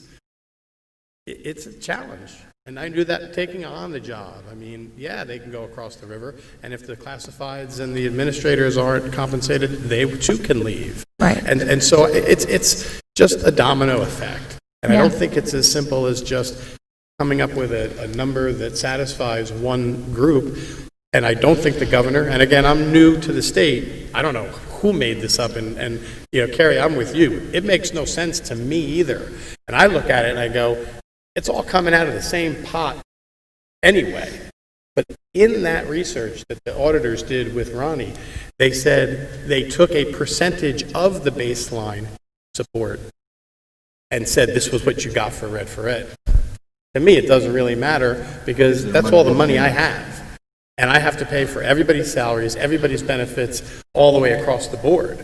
So it's really difficult when I don't have the money to think about giving anybody a raise, even if it was promised to them by the governor, unless the governor gives it to me. And I do know that several superintendents across the state are stepping down. They are writing letters of discontent Last 2 weeks. to the governor. I mean, there's a lot of things that are not happening properly in this state that need to be addressed. I would take my hat off to Ronnie for really doing a great job of managing us through this, and even the board for over the years, making sure that everybody's been compensated. I applaud the staff for hanging in there when they can go elsewhere to make more money. I mean, that's a dedication, and I think is worthy of taking note of. But I'm not sitting here saying, again, I'm not looking to be the Scrooge or the Grinch. I just don't know where I'm going to get it. And your idea, Carrie, of having a workshop is wonderful. And I welcome every teacher and every board member to be a part of that workshop, because we got to look at this and understand the accounting, the source, the funding, and the bottom line. The bottom line is all that matters. If I don't have it, I can't give it. And the last thing we want to do is be faced somewhere in the next 15 or 20 payroll cycles of not having enough money to pay our staff. So I'm just being extra cautious, and I know I keep being repetitive. I just want you guys to know how I feel, that this has to be something that we take very seriously, and I see that you guys are taking it very Do seriously. you guys have a dollar amount that you would like to see the superintendent or admin come up with in cuts in order to reach a threshold to pay these raises? If I'm hearing you guys correctly, would you like to set a goal for them as they evaluate and bring that back to us as far as I can't even options? say that. I I don't- need to yeah, I wouldn't even know all begin those to other know. answers first. and I think then- that, I think Lori's on the right track with, you take out the non-teacher benefits from this line item, And then we take out everybody off of your spreadsheet minus the teachers. I remember last year's workshop, Lori, you fought for classifieds. For some reason, that sticks out in my brain. So I No, know I that- actually fought to only pay the teacher because we promised it. Well, then maybe it was a workshop Yeah, before. no, and then we. But I know that it's always been about everybody that's in the district, but I can't appreciate that the teachers should be the ones that we're focusing on this round. And so once that number is pulled, But we did find money in the budget to pay the classified some more Right. money, so that was a good thing, but and I think that'll give them a benchmark to aim for once that number's pulled, where we can make those cuts, because that, like, money has to come somewhere. Absolutely. and we can't commit to it without knowing we have it Yeah. and it's sustainable. And I completely understand that, but I will say, and I'll leave it on this note, teacher retention is why I ran for the board. I have met some amazing teachers in my time in this community. My son graduated last year with phenomenal teachers. And if we keep making the decisions, like, I understand that we're in a tough spot, but this will be a defining moment for us as a district. The road that we take right now is going to forever change our district, for better or for worse. And so I'm being very mindful of that. And I know that everybody on this platform is too. So I think a workshop will help We'll get everybody. you the revised numbers to look out, and I'll push them out to you very quickly, so you don't have to wait until next month to see, and I'll make some written recommendations from that for your Yeah. consideration. And then let us know, like, where they're, find some money. Let us know where there's some money. I'm looking, trust me. Want to know where there's some money, because sometimes you can find some money. Can Dave Lipinski say something? He's been Yes, I was standing just up there a gonna long get time. there. Mr. Lipinski. It might be off.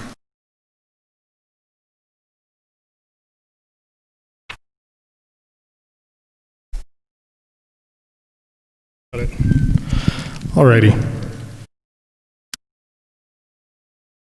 So a lot went on right there for the last little bit, and I don't even know where to start to help you understand that some of this information that you've been receiving is based on what a bunch of other people have been researching and finding out also the facts, it could be construed as absolutely false. So I will say this. Every single other district in this state has received their Red for Ed money. The last 3 years, when this district received it, and we discussed and decided and agreed or disagreed where the money should go for that last dollar amount / 5%, we knew exactly what it was going to be. And then we made the decision, and then we moved forward. And every time, everybody on the campus knew that a portion of that was going to go to payroll benefits. There is nobody in the dark thinking we're going to get a massive 5% raise. Okay? We know that benefits are going up, so everybody's on the same page as that. The one thing, or one of the things that we may not be on the same page about is the dollar amount and where it is now. The estimate provided to you of $182,000 and change, if it's already here, and I believe Mr. Flores said he's earmarked it, we have to realize this is the last installment of Red for Ed. There is no more. But conflating it with the $301 and then at the same time having the worry possible of making cuts, which at the last 4 different meetings, those words have continued to come up, yet at Mojave, our enrollment has only gone down approximately 20 from last year. So what I'm, not real okay with continuing to hear is when we talk about the dollars that are specific for the 20 by 2020 initiative, and then within moments here, we're going to have to make cuts if we do this. There is a significant trust factor that does not exist between the teachers and some staff at one school, possibly another, and how this information and who is delving that information to you. Because the dollars that we are being told are different, and we know where they're at, and they're at this campus or in this district. It's impossible to tell me, because 2 other organizations have said that we have our money. So if we are earmarking it, because that's what I just heard, then are we earmarking the estimate, or are we earmarking the dollars that are sitting there? That's 2 completely different things. Make a comment? Yeah, running, or whatever. Absolutely and unequivocally do not $182,000 sitting in a bank paid through the whole year in disbursement. Committed to that amount if 100-day numbers stay up what they are now. I can't say they're not going to change. Maybe they'll go up. Woo-hoo! Right. Great. So the other thing, Ronnie, is I'm also being told, and again, I want to be on the same page because I absolutely trust that you know what's going on. I'm being told straight off that the 100th day has no merit, no meaning whatsoever in the dollar amount the state was going to give us for the Red for Ed dollars. So what I'm going to do, because we're 2 different sides of the table in the spectrum, so we all need to be on the same page, the board included. If they're telling me that the 100th day does not matter. I confirmed all these numbers with the Auditor General to make sure I was accurate. Right. I wanted to make sure both numbers. Right. And I'm pretty confident they're accurate. I am just very confused why other districts and almost every that we've called or had conversation with, everybody's got their dollars, they know exactly how much. So if it's because they're getting in phases or the 100th day, because of the trust factor going from the past and going forward where you're getting multiple answers, we need to know exactly what the deal is. And we should have known this in July. We should have known that, you know what, we're going to set aside X amount of dollars because our insurance is probably going to go up, and had that discussion. Speaking for myself only, and the others can speak for themselves, I'm not upset about the fact that we may have to use it for insurance. I'm upset about the fact that the information I'm getting is completely different from multiple sources, and I should be able to trust my own employer, like I have in the past when we had these discussions, where there was no estimate, it was a dollar amount, and we sat and we went, here's options. And now I'm hearing that we might need to wait. To me, that is, and then of course the concept of making cuts are in the same conversation of the Red for Ed final installment, which is basically going back to what Ms. Crampton was saying. I don't want to feel bad for actually asking for the dollars that the governor and the legislature literally put into a law, and it not be conflated with the 301 dollars and dumped into CSF funds so it can be used for something completely different. I would like to provide you the document that shows you how the Red for Ed money this year, a portion of it per the state, is going into the classroom site fund money. Not making Right. that up. Oh, I believe you 100% that if the state did it, considering where we're at, that doesn't surprise me whatsoever. I want to know exactly up front, why didn't we have this conversation? Why are we 6 months into the school year and still figuring out? Because what's going to end up happening, like we talked about, is that there's either going to be some bonus or we're going to have to pay it out towards the end of the year. And that never happened in the last 3 years because they knew exactly where it was coming from. And if we want to use the COVID situation. It shouldn't have happened. I don't think it should have happened. Right. I don't think anybody wants to say that, but I don't think it should have happened. I think it should have happened like it happened every year. I think Right. it should have happened where we went on the 100-day estimate and we deducted out what your health care was, and then we figured out what the raise was going to be from that, and we went from there. I mean, that's what we've done all the other years. Right. And it happened at the beginning of the year. Right. I And don't know why it didn't happen.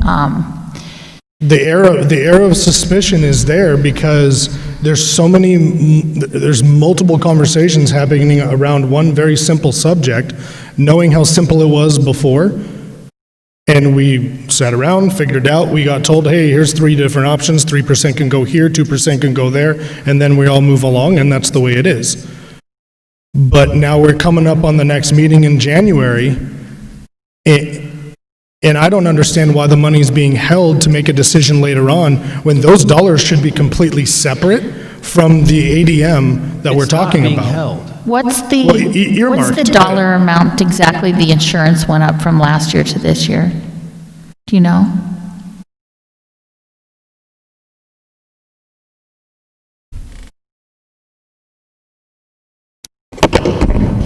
It went from 9,384 to 10,752 for an increase of, Repeat that. it went from 9,384 to 10,752 Per employee? per employee. How many employees total? So there are That's 1368. 100, exactly 100 certified, How many, 100 certified? 100 certified, Okay, and all right. 86 classified. The $254,000 increase in 1 year. All right, but so if Just in you, health benefits. I mean, if you just did the math, I mean, I would also like to remind everybody that words of suspiciousness are concerning to me, because it's something that I have been dealing with since I've arrived. okay, so 1 And million. I just don't like it when we 75. hear things like the air of suspicion. There's nothing going on other than Ronnie's making sure that through the Auditor General, we are 10,000. monitoring and So accounting that's for every 100,000. penny, and we're looking at all of our expenses. And the reality in front of us, and that's why I welcome a workshop. I really, at this So point, really that leaves I would like to have everybody sit down and look at the same numbers we're looking at, instead of listening to, because other districts, by the way, have different enrollment experiences, and they have different average salary. You know, you could have a bunch of senior staff members making $77,000, and the district right next door has a bunch of rookies that are all making $39,000. So, you know, and they have different enrollment. Their enrollment trajectory is up, ours is down. There are so many factors, so it's not black Okay, and white. if you took the $10,752 that we pay,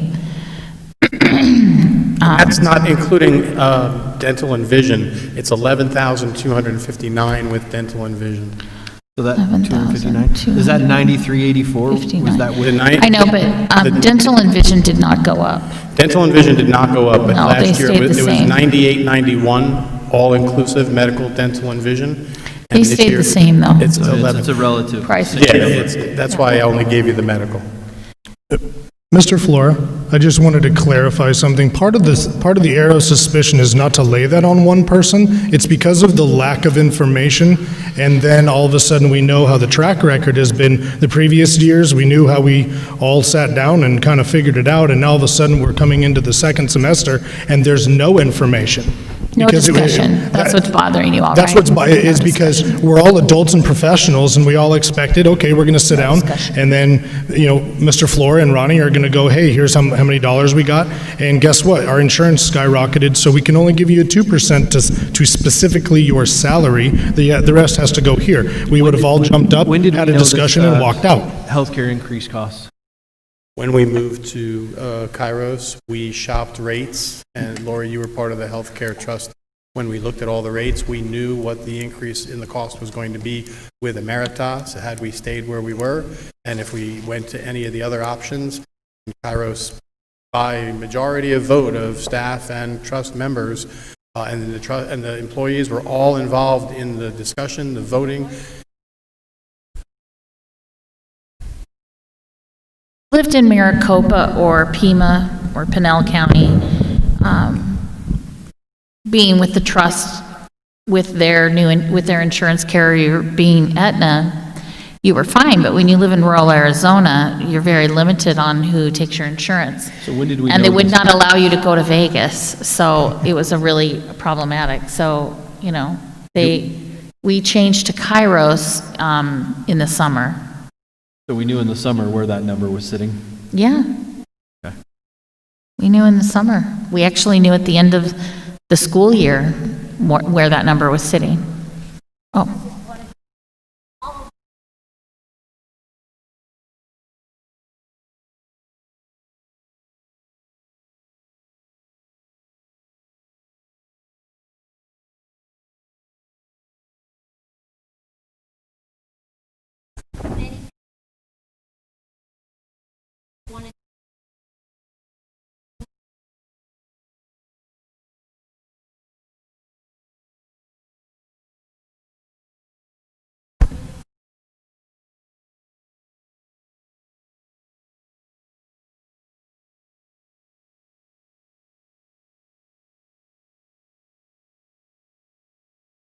And the building representatives for all the teachers.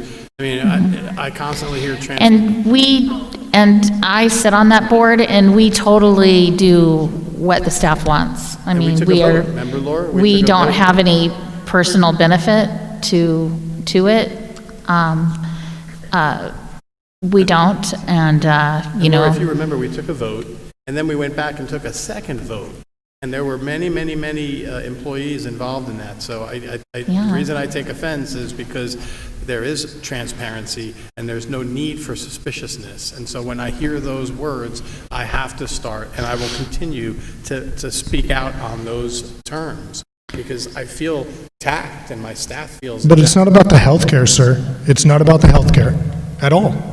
We know, I'm not suspicious at all about the healthcare. I've got folks that are well more informed about it. You weren't told, and I'm that's sorry? a legitimate concern. It's a no, legit- I think what's The point what's is- the problem is that every other year from the beginning of the year, and to, you know, get to the bottom of what there is and make it right. I second that apology. And I I do think appreciate a it. workshop with everybody will ease some of the tension. I think Ronnie bringing some information that we all are not aware of, you know, Yes. I think is just great. Let's all get on that same page together. The workshop, maybe before our meeting next month, Mr. Flora, or something to that effect, so we can at least address it. You know what to bring, some revised numbers and maybe the literature from the state. And then we can all sit down and have a conversation about just this issue. Yep. Because And if you it's a guys hard are, conversation, like teachers are literally the dollars, backbone of this absolutely year, is. so we don't ever want anybody to feel like we're not listening. So I think that that will help. Yeah, and to be clear that if the dollars are not there because of multiple reasons, and those are the cold hard facts.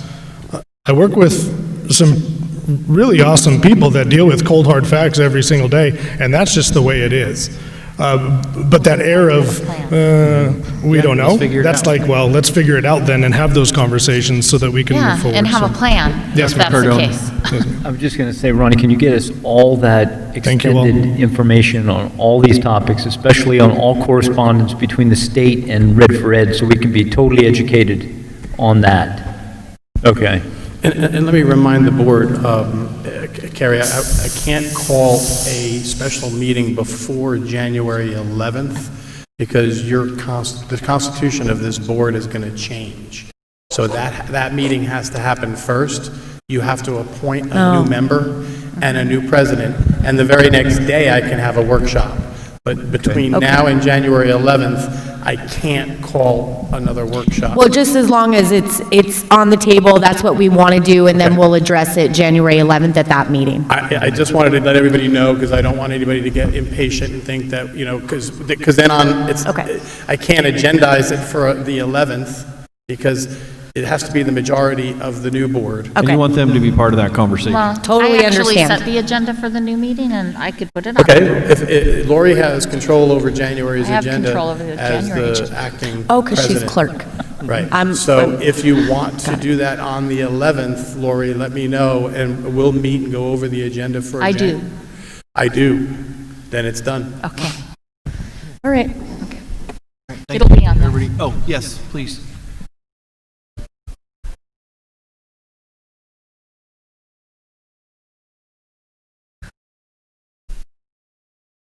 I got it. So the clarification, again, comes with the counseling staff.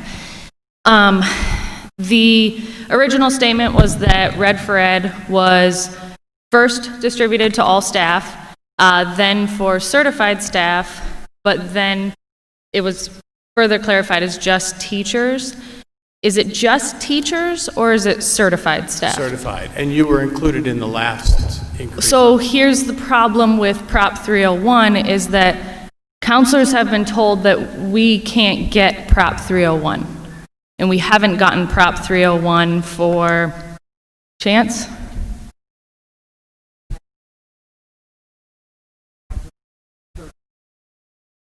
And I haven't received it since I moved into the counseling office. Is that by statute, by law, or is that just practice?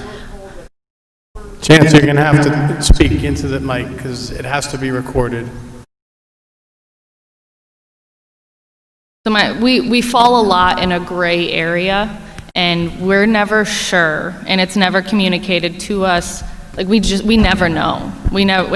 The last raise, I didn't know. I didn't know if I was going to get it. It was a surprise when I did, because it's never communicated. We never know if we're getting it, if we're not, where we fall. Sometimes we're certified staff, sometimes we're below teaching staff, sometimes I we're... think it depends on if it's specific to if you do instruction. There are some things that are specific to whether you do instruction, and I think that's where Prop 301 money lies. I mean, if I'm other correct. gray areas is, we used to get paid to help sub, and then we were told we couldn't, and then, holy moly, surprise, one day this year, we were really strapped, and we were told we were subbing, and we would be compensated. There's a lot back and forth with counselors and benefits that we get. I think it's a good point, and I would like us to talk about that when we discuss the workshop, at filling that. But if you had something to add, Mr. Ballin? He was going to Oh, I was just going to say, as far as Prop 301 went, we the counselors got in on it with the first couple of years, and then all of a sudden we were told that because we weren't in the classroom 50% of the time, librarians, counselors, etc., don't get Prop 301, and we were just cut off from it. And then we went around and we called other districts, Kingman, Havasu, Parker, various districts, and they were still giving their counselors Prop 301 long after we were told we wouldn't get it. We finally just let the issue die because people have come and gone, and there's not many people around anymore that even remember those days at the beginning of Prop 301. So that's kind of where it's always stood, and we just accepted that we just were never going to be involved with it again, and we never have been. So, Mr. Flores, part of our workshop, can you bring what the statute is? Gina knows. Well, Sarah said it is specifically in the Prop 301 legislation that it can't be paid to counselors. I'm fine with that, but then the red thread clarification is if it's going into Prop 301, it's not going to all certified staff. So is a counselor, are they classified as a teacher, or are they classified? They're certified staff. Certified staff. Yeah. Okay. So that's something we'll add so that we can address that. Staff is anyone who holds a teaching certificate. Classified as Yes, please. any other. So I just wanted to provide some institutional knowledge. I was originally part of the Prop 301 committee at the state level, and then also here at the district level. When Prop 301 was first passed, it was a voter initiative. Following that voter initiative, legislators in the state decided that they wanted to establish how those funds could be earned. So it went from being an automatic raise to a pay for performance. Then the argument came into play, definition of teacher. And they literally argued that for almost 3 years, what the definition of a teacher would be. At the end of that conversation, they did in fact define teacher as someone that was in the classroom regularly, working as an instructional position and a certified position. Okay. Also, Prop 301, once upon a time, was one pot of money, and then later, due to different acts, it became 3 different pots of money. And one of those pots of money is called the Classroom Site Fund. That is literally nothing more than in our budget, a fancy little code where a certain percentage of monies goes in and it's tracked with that code. So when we talk for the Red for Ed money and the 301 money, what they did is they're sending us a check and they're telling us to earmark it or set it aside with that code. Okay, the ADM comes into play because it's going up and down and up and down and up and down, and we're no longer on an annual projected ADM. ADM changes every month. So every time we lose a student, our budget goes down. That's budget, not cash. It isn't cash until we spend it with approval and get reimbursed for it. So we have a budget based on potential cash, if we're approved for it, that they can take away at any moment. And they have taken away our potential cash and reduced our budget in many line items many times over the years to the tune of several $1 million. And one year, it was all of our soft capital. That's your toilet paper money, your paper money, your ink money, and they simply didn't send a check for the rest of the year. So what we had in our coffers, we had to make last. And on that particular year, I was at River Valley, and we brought paper towels and cleaners from home to share with our custodial staff. So just some institutional knowledge on how this kind of stuff can go wonky. And just to add to that, we anticipate sales tax revenue being down considerably. Yeah. Considerably. So there's a lot to be concerned about with anticipated revenues. I will also add federal dollars due to, and I mentioned it before, the CARES Act funding and all of the money that's coming out of the federal government to get through COVID is going to impact Title I, Title II, Title III, Title IV, IDEA, Perkins, and every other federal revenue source we get will decline. That you can actually bank on. And so it's scary, and I don't think we need to go around again. We're going to have a workshop. We'll put everything on the table.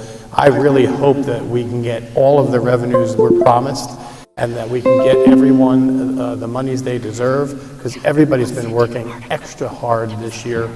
And if I was Santa Claus, I would give it out. Thank you. You need to make an official motion here that we table this and put it on as a workshop on 6.1? Sure. Okay. There you go. Any second? That was your motion? Yeah. Yeah. Second.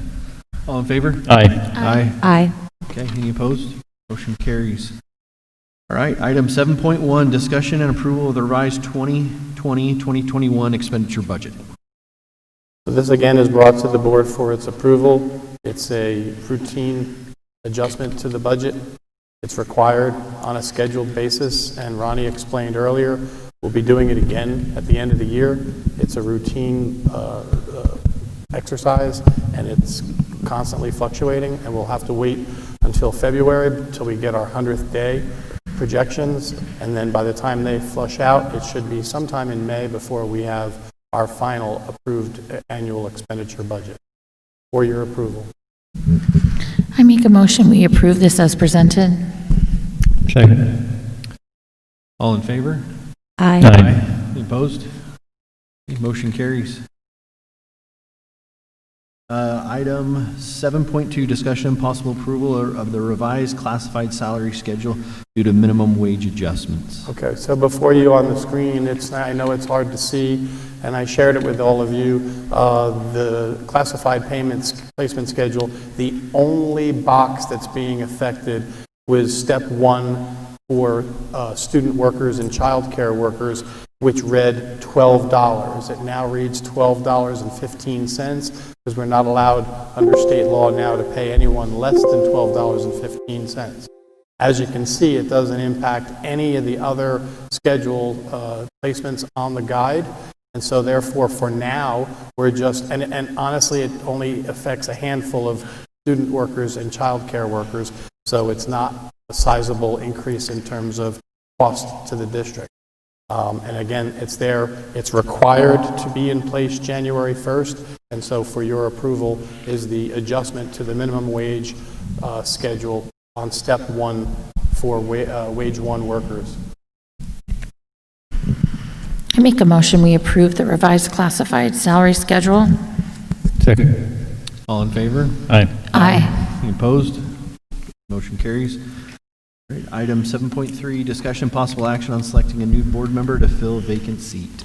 So last month, you asked me to reach out to Mike File. I had Terry take care of that, and Terry, if you don't mind, if you wouldn't share with the board what Mike File told you as how we're going to proceed moving forward to fill Pat Young's seat. Can you hear me? Yep. Emailed all of you kind of.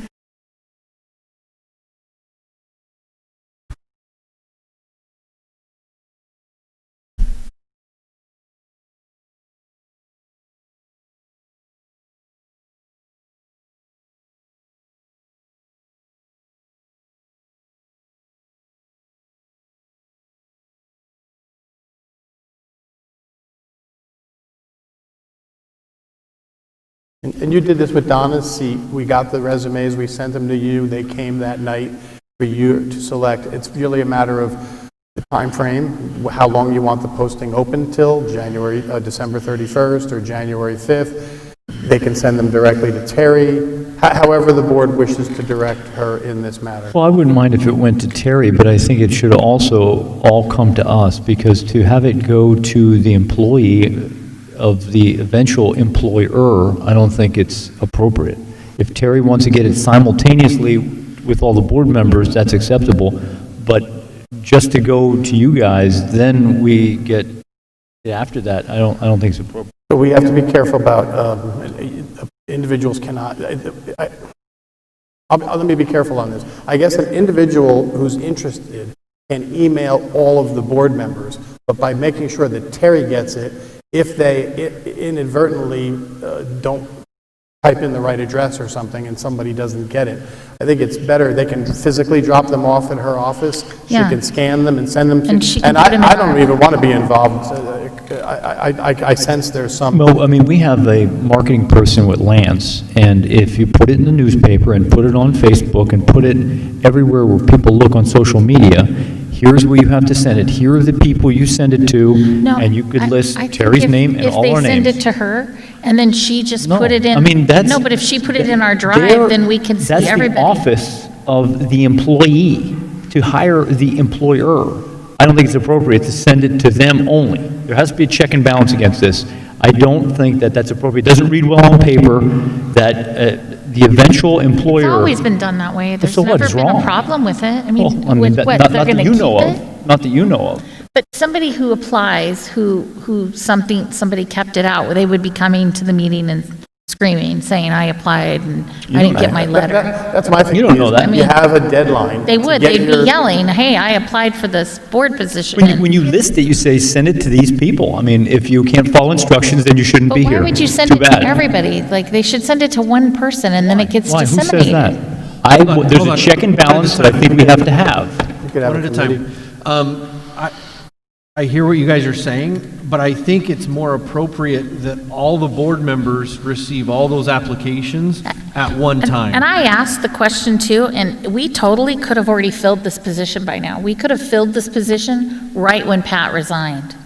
We don't have to wait till January. We could totally fill this position. I could have appointed someone and filled them. It's not our as- call, it's actually the county superintendent's. No, he would have allowed it. We I just think never he said sought no, him didn't out. he? No, as Lori's saying, it's, Mike Files pretty much says, Whatever you want do to what you do. want. And I think it's valid.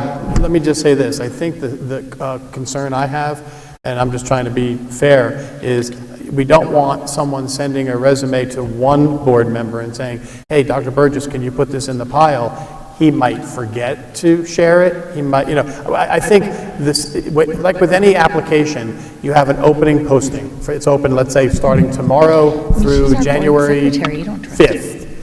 And then if it isn't received by then, it shouldn't be considered, because you could have people coming up at the last minute and, not meeting a deadline.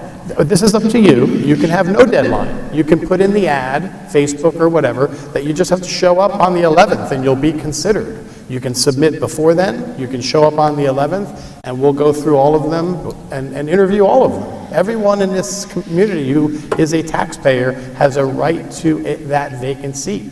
And any way that we can distribute that notification and welcome all interested parties, we have one that came tonight and left her resume already. And she, So was I think almost you should elected. find a manageable funnel in which to capture all interested parties, but you can always leave it wide open on the 11th for anyone to show up on the call to the public, and if they have an interest that night, they can hand their resume. And I think that actually happened for Donna's seat. Didn't we have a walk-in that night that said, oh, here, I forgot to send this to you, and we took it and considered it anyway?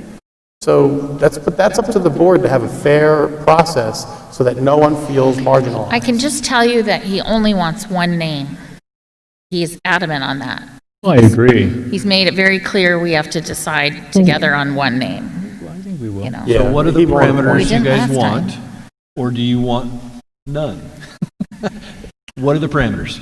Well, like I said, I think that you could send a copy, you have Lance listed, where here are the people that need to have your either curriculum vitae or your letter of intent, and you send it to us by such and such a day, we can decide, and you send it to the three of us, Ashley and Terry, and we then pick a day that they have to have them all turned in by, and that meeting we'll vote on it at that point. But it has to be enough that Ashley can be fully updated, because I don't want her, coming in and not having a lengthy amount of time to, think about this. She has been. Okay. Does she have any email address? Okay. Okay. Well, then, So my only concern, I completely agree with everything that Dr. Cardone said in the employer-employee, but I will say 5 email addresses for a letter of interest is it's a little aggressive. I think so too. And I don't know, I mean, I would say maybe a Terry Moen attention, or, I don't really know what the answer is there, but it is a lot of emails to, once you add Ashley in there especially, Yeah. it's just, And do you exclude somebody if they forget one email address? yeah. Right, and what if somebody doesn't get one? well, like I said, I here's just the think thing, it they're goes to applying to be Terry. a board supervisor. If you can't follow directions, get a different job. That's what I say. So I think I this is think going it to needs to go require a to Terry. vote, and I would like to entertain a motion at this time for anybody. Terry who was wants going to chime in I there. was just going to say something. Last time when Carrie Fearing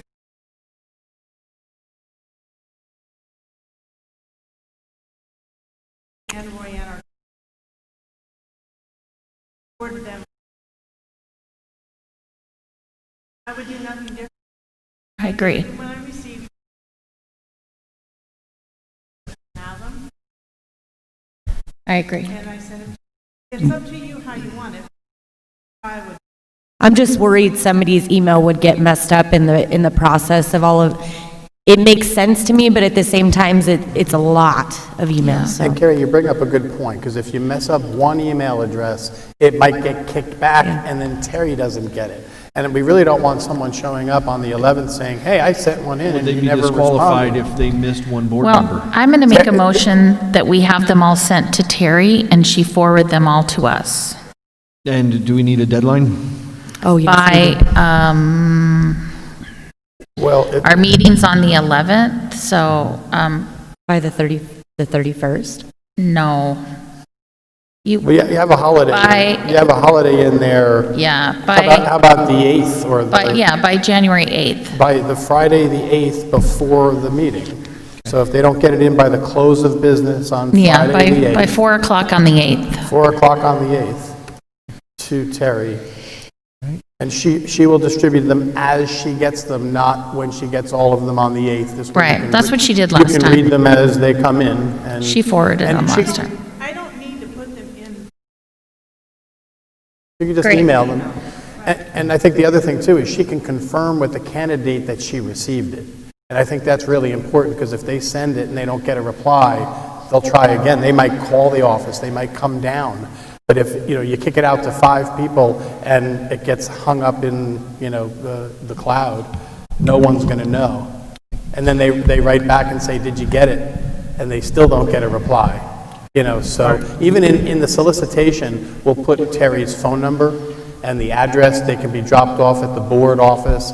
I think it's customary, and I think it makes the most sense. We have a motion. Well, let me amend that. At least one board member then get it as a check and balance. Otherwise, I'm going to vote against it.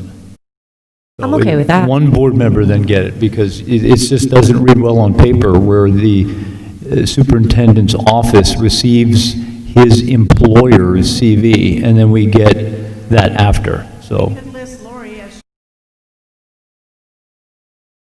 And then we would get them immediately. There would be no delay. And I have your word on that. We'll get them immediately. As soon as I get them. Okay. So And I'll Lori forward would them be as well. required to amend her motion if she chose. I amend my motion to the candidates to email Terry and myself by 4 o'clock on the 8th of January. I second that motion. All in favor? Aye. Aye. Aye. And I'm going to abstain, so motion carries. All right, item 7.3, discussion and possible action. Oh, we just did that. 7.4. Sorry, 7.4, discussion and possible action on an open meeting complaint. I was informed, and did you get the same information from the district's legal counsel that someone has filed an open meeting law complaint with the Attorney General's office? I did not get any details of that. Did you, Mr. Flora? I did not. He was, the Attorney General had reached out to our council, making sure that he's still the representing the district, and that was the extent of the information we have at this point on that specifically. Who reached out? The Attorney General reached out to our legal counsel, the district, to tell him that that had been submitted and to verify that Mr. Kavanaugh is still our representation for the district. He didn't elaborate. I don't know if he didn't ask. I don't know. I believe that's public information, but you guys are welcome to. So you put it on the Do that. agenda for us to discuss it, but you didn't bring it. If it's public information, when you've just brought it? I don't have it. All I'm just saying is I was informed, and in an attempt to be transparent, I am passing on the information that we got in relation to that it's been filed, and it is in the hands of the Attorney General. And on what occasion was this? He didn't say. So I don't know those specifics. Why would it be on the agenda for us to even discuss if we? I am informing you guys and informing you of the details I have so you can be made aware. I don't want later to be accused of something.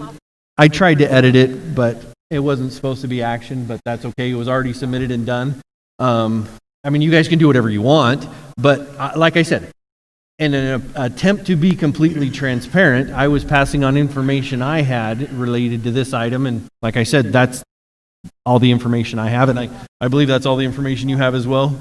Yeah, Mr. Flora? And you did try to change the agenda on Saturday to remove possible action, but it was not. It was too late. And So let me, just because this is new for me, is that normal for the Attorney General to reach out to legal counsel to ask if they're still representing our district, and then say that there's been I a think it would be, complaint I don't know. filed? So I would just say, okay. I don't know what the practice is. Yeah.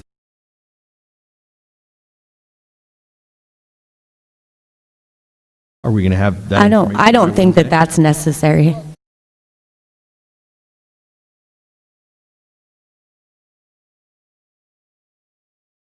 I can make an attempt.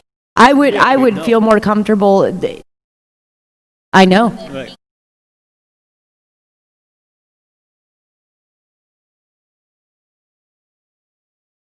Or just email it. Yeah. And can you just email us? Once you get it, can't you just email us to? I don't know what the proper protocols are, but I'm sure if I'm reaching out, if you guys are asking. If you're me to allowed. reach Well, out- I'm not asking you to reach out. I could reach out on my own. I mean, I'm fine with that. I'm not asking you to do that. I'm doing whatever you guys wish. I'm just bringing I to your can't reach out to the AG? I'm just bringing this to your attention about what I've been made aware of. Okay. So if you guys wish me to contact our attorney and ask him to look into it further, I will. But if you wish to do that individually on your own, that's up to you also. However you guys wish to manage that. They wouldn't be a representative of the board. They would be an individual citizen seeking public information.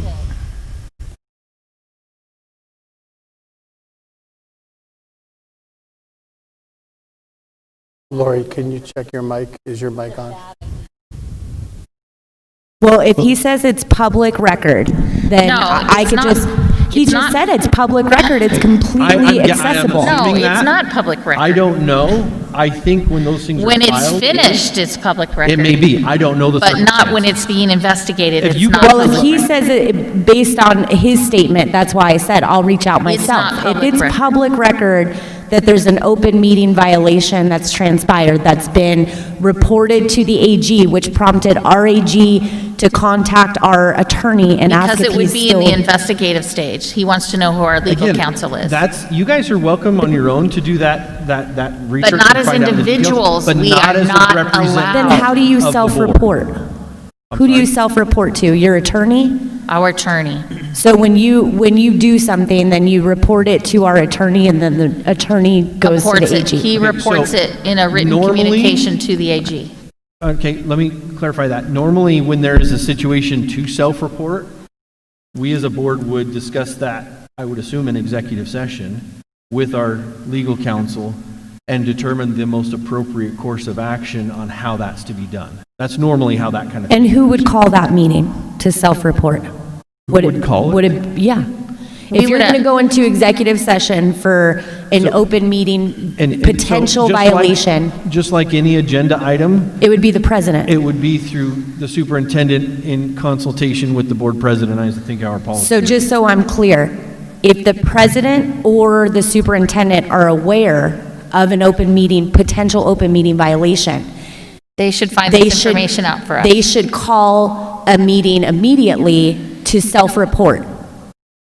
I'm That's just not- making sure that we're clear I here. don't know how those things are specific. I do. Am I right, Lori? If we become aware, if we become, or one of us becomes aware of an open meeting law violation, we call the board president and say, I know of we have an open meeting law violation. We have a meeting, and we have legal counsel, and we say we have an open meeting law violation, and we, remember, and we self-report. And the AG is pretty favorable on if you recognize you've done something like that and you self-report. It's not as favorable when it looks like somebody has filed an open meeting law complaint on, So somebody has already filed that against the district. That's what I'm telling you. which is unusual. I've never seen that in 10 years on the board. Someone's filed, obviously it's none of you, or we would have had a discussion about it, I would think. So the attorney You would didn't hope. give you any inclination, he just said that this happened and that's that? He told me that the Attorney General reached out to him, like I said, to clarify that he's still the That's district's extremely legal unusual. counsel, And that's it? and to Never heard advise of it. him that that had been filed. And that's all he said. And that's all we have at this point. And I asked him, and he said that that was all the information he had at this point as well. Could you reach out and see if you can get any specifics on that, because as individuals, we cannot That's fine. I'm ask glad that to do that, and information. that's why we're here discussing this. Yeah, So we for cannot go on it, we can't I will call and ask if any everybody else information on that. agrees. They won't speak to us about it, so If everybody else agrees, is that what you you would are like the me to do? president till December 31st, and so you need to be the one that asks the question. Does everybody else feel the same way? To specifically ask our attorney? Is that who To you're- look into this further to find out more details? Yes. He must know, I'm sure he asked the question. I don't know. Yeah, I know him, he asked the questions. I don't know if it was a face-to-face or it was an email. Yeah. I assuming, I don't know, I'm only Yeah. telling you what I know. Right. So I'm sorry. Okay, Okay. then I will do that. It sounds like that's. It's just so what vague, everybody I else just is think feeling. we all want to know what it is. I will find out. Okay. Take a vote. Oh, let's, probably a good idea. Let's get a vote then on that. A motion and a second. I make a motion that we direct our president to inquire about this open meeting law violation that was reported from the AG to our attorney. Second. All in favor? Aye. Aye. Aye. Nay. Nay? Nay. Okay, so Ms. Fearing was a nay. Okay. All right, motion carries. Any other discussion? Okay. Item 7.5. Pursuant to ARS 38-431.03A1, the governing board may enter executive session for discussion or consideration of employment, assignment, appointment, promotion, demotion, salary, dismissal, salaries, disciplining, or resignation of a public officer, appointee, or employee grievance. Mr. Flora? So this pertains to a grievance from an employee that has risen to level 3. I brought to the board's attention for your consideration. Is this an item that he is able to choose to have publicly or in executive session himself? Yes, and has chosen and to have it heard in the public. So, all right. Mr. Flora, would you mind updating us on this? What Do this we is have it and in what we're looking writing? at? Do we have it printed out? Is it Do you have a printed out? printout? Huh? Is that what you're asking, if we have a printout? Yeah. I did not. I shared a copy of the grievance with all of you in advance. Right. I can have copies made. Ed, would you mind the personnel? I can matter? pull it up, but I don't think everyone else can. No, I can't. Are you I fine? I thought it would have been here. You're fine, not having a copy of it? I'm all right. You're good? Do you want a copy? Do you want a I'll copy, give Carrie? you but an update. I'm So, okay. In the Put it up interest of there? saving a little time, do you want to do this in January and not now? That way we'd have time to make copies? I'm open No, either way. I can go now or we can do it in now. January. Deadlines, I can- think we have I'll obligations share to my meet thing with you. regarding I'm sure I can just, Okay. I'll sit here and listen. I Mr. mean, I Flora. read it. I just like to have it in front of me. Me too. I'll read as much as I can to Can you just give us some background to start with and why we're here and what we're looking at? So a level 1 grievance, and Mr. Davis, please feel free, this is your hearing. You've asked for it in the public, so we can make a dialogue out of this. I don't expect to get this all right. But at the level 1 grievance, you appealed to Mr. Lawrence and you asked for his decision on a matter relative to you seeking a stipend for a position as a chair of the ROTC department. Well, let's get this right. It's not seeking a stipend, it's seeking the department head status. So you're not So- asking for... So this isn't about the money, this is more about the status as the department head. Okay. Per the contract signed by the district with ROTC.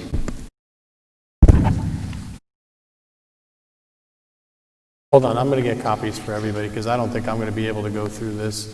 But you can start, you can share. Why don't you share your level 1 and level 2 grievance while I'm getting copies made? Because the contract that I have before me is part of the concern, as well as the stipulations in our policy relative to meeting a 15-day deadline, which Steve is the reason why it was kicked back at level 1, and then I kicked it back at level 2, and I'm putting it before the board here at level 3. Where's Mr. Lawrence? Mr. Lawrence could not attend tonight. He did not feel well.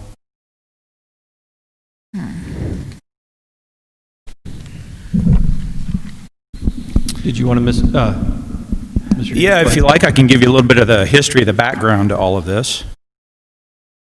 Every roughly 3 years, ROTC will come out and inspect, as well as they will update what's called the Memorandum of Agreement. This basically lays out the entire ROTC program on how it's conducted, how money works, facilities that are provided to me and Sergeant Wilcox. Within the document, it contains excuse me, how we're supposed to maintain at least 100 cadets in the program, yada, yada, how everything works. The program is actually designed to be pretty much a self-sufficient deal, where even the salaries that we're paid are subsidized. So on paper, it looks like I am the highest paid teacher. No. What you need to do is cut that in half. The district actually pays me half that money. Uncle Sam then reimburses the district the other half. So yes, the district pays me whatever amount, but half that money is being paid for by the Air Force. Same with Master Sergeant Wilcox. So,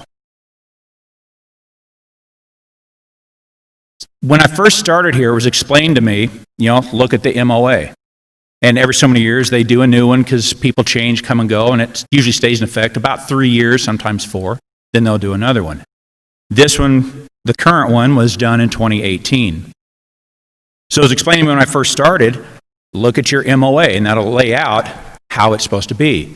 I'm supposed to be directly under the principal, and the senior ranking member of ROTC is supposed to be a department head with all rights, privileges, etc. in the MOA as any other department head on the campus.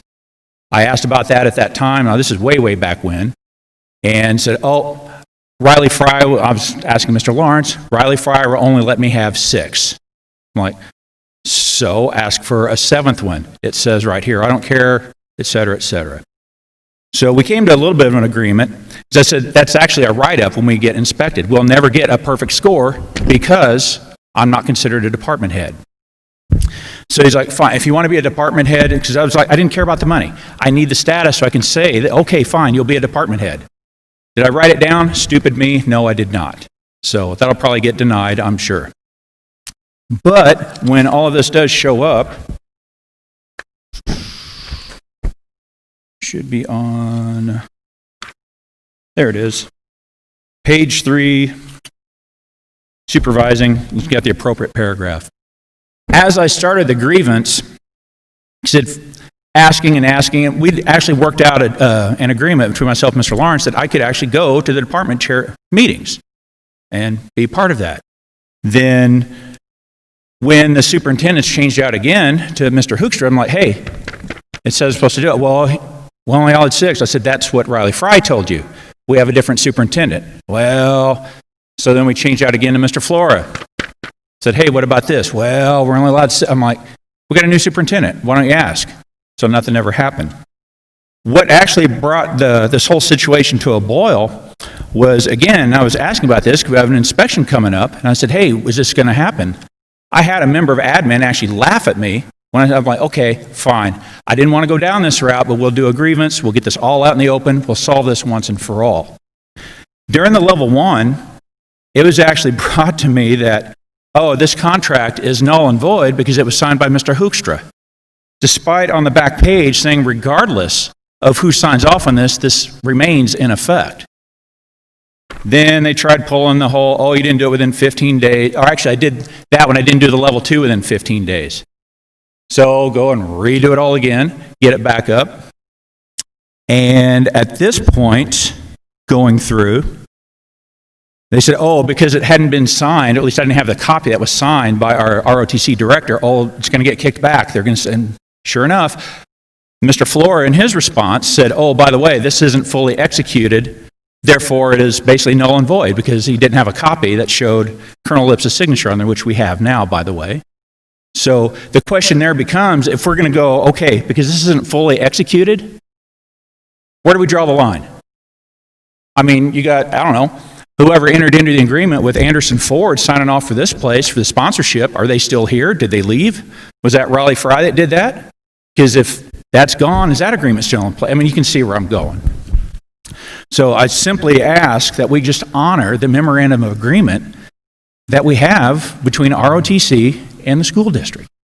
You know, you guys, I read this thing, and it says very clearly in that he is to be made department chairman. And it is very unequivocal in the contract that was signed by Hoekstra. I don't even know what the discussion is. This is kind of stupid.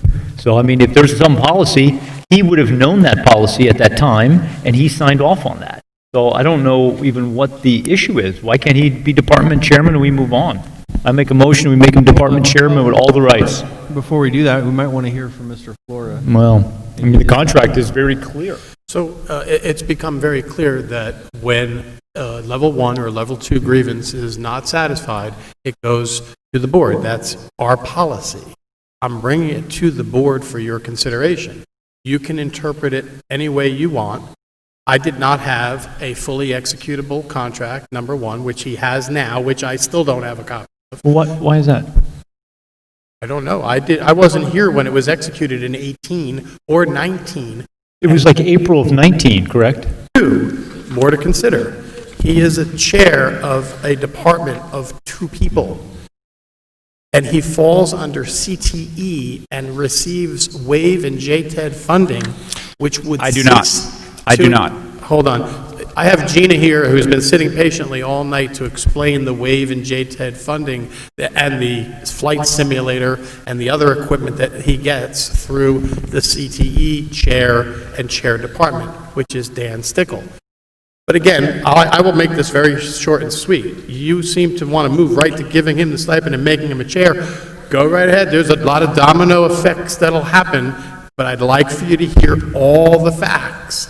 And while Mr. Davis may argue, I'd like to present our argument, and then pretty much like other stipends in the past, you can pay them, and I don't object. I'm just here to follow the policy and present it to you in factual format. After that, you can do whatever you want. But Gina, I think you should explain to them the impact of... So Dr. Cardone, you were correct. It's 2019. I was wrong. Okay, I thought it was April of 19, yeah. But I still don't have an executable copy. Gina, would you explain the impact of such a decision? If we, first of all, the board has to approve a chair for ROTC, which it has not, and approve the stipend to go with it, at which point I could then go ahead and provide that stipend to Mr. Davis. But there are ramifications. Ms. Covert? So in the state of Arizona many years ago, I think it's approximately 2013, and forgive me if I'm off a year, this was back when JTED WAVE first established. In the state of Arizona, ROTCs became what they call a local program under career and technical education. At that time, Betsy Parker was the JTED WAVE superintendent, met with our superintendents, and ROTC became part of the CTE umbrella. Part of that allows that they can receive additional funds for special projects or special purchases, and also be awarded funding on maybe economic purposes. In the first original days under Betsy Parker, we bought a flight simulator, a large screen for display, and a couple of uniforms a year were purchased with WAVE funding to make it possible for a low econ student to receive a uniform. Or back in that day when funding was really short, sometimes it was the second uniform because the boy outgrew the first. And so WAVE would supplement the WAVE program, or through WAVE, the ROTC program. We've had several changes in ROTC instructors over the years, and we've also had changes in policy as how a department chair has been seated. And he is correct. We went from something like 8 or 9 in the high-funded days down to a minimum of 6 under Mr. Fry of department chairs. And so at that point, he no longer was a department chair unto himself, but also still a member of our CTED program, okay? He became a member of the CTE program, and currently that department chair is Mr. Stickle. In recent years for funding, as the new gentlemen have become CTE certified, and that did take a bit of time to get that through the process, their numbers can now be counted towards that additional funding. They have Surface Pro computers, they have smartboard technology. Last year, we had planned to send them on a field trip to an aircraft carrier, and COVID canceled that. And just recently, and it did take a bit of time, they have new desktop computers. It's not a lot of funding, but their role in our CTE department is critical as a very unique career filled with many potentials for leadership and career preparation in the state of Arizona. ROTC is part of local programs and CTE. Thank you. So if I understand you right, if this shift happened and Major Davis, that's a proper term, thank you, became a department chair, would that disqualify ROTC from receiving these funds that you just listed? Only if he, as a department chair, isolates himself away from us. What is that? So we have monthly meetings. I have expectations that I have to deliver to teachers. We do total quality evaluations. And in his case as ROTC, his evaluation has to be modified and adjusted in a collaborative way because his program does not look like others. And it's not the only unique program, but in our district, it is unique. One of those unique things is he does not have a career and technical student organization, so he's not a member of Skills USA or FBLA. However, he does have competitive and leadership teams, for example, a rifle team. So he takes his rifle team to competition, and they do their leadership skills and their shooting skills or their twirling skills, and that satisfies that CTSO requirement in the total quality indicator evaluation. So it becomes a real necessary collaboration between he and I and our CTED superintendent, Mrs. West, to make sure he can continue to get some of those funding opportunities. So is it normal, like across other districts, that ROTC falls within CTE? This is growing, so it was not normal because not all districts had MOUs that were designed just like ours.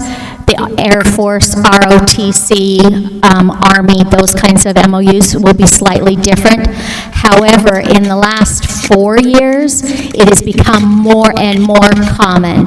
So common that when we go to our summer leadership conferences, there are workshops specifically for ROTC. And there are opportunities that come up throughout the year that in the past I may not have extended to an ROTC teacher, but now I do. So for example, we have professional development trainings like instructional best practices and what does that all have to do with him being a department head? I mean, you're saying you're talking. Boil it right down. Make me understand why he can't be a department head relative to what you're saying, because I don't know what you're saying. If he chooses to be a department chair unto himself and isolate himself and not attend our routine CTE meetings and not participate in the expectations of being a CTE member, meeting the evaluation protocols, that would then become a problem. Language in here, though. Is it in here I'm missing? So I don't know what that means. It says, we have a contract signed by our then superintendent saying he shall be designated head of the department and have all rights, access, authority necessary to operate the program under the leadership of the school, under the school principal. So I don't understand we have a signed contract. It's very clear. It's not ambiguous. So I don't know what the issue is. I mean, the grievance thing filed 2 days late, 4 days early, this is from April of 19. So I don't understand why he's got to file a grievance to get something he's already signed into our law. I just need the board to approve a stipend so that I can pay it and award it to Mr. Davis. Well, he's not asking for He's not, he didn't even come here with the stipend as the issue. It's Right, but as the chair, he was denied the chair position due to a reduction in the number of chairs. So I would Which have was to ask paid. the board. Major Davis, can I ask you a couple questions? Was the ROTC job, as your position, did that person used to be a chair? Yes.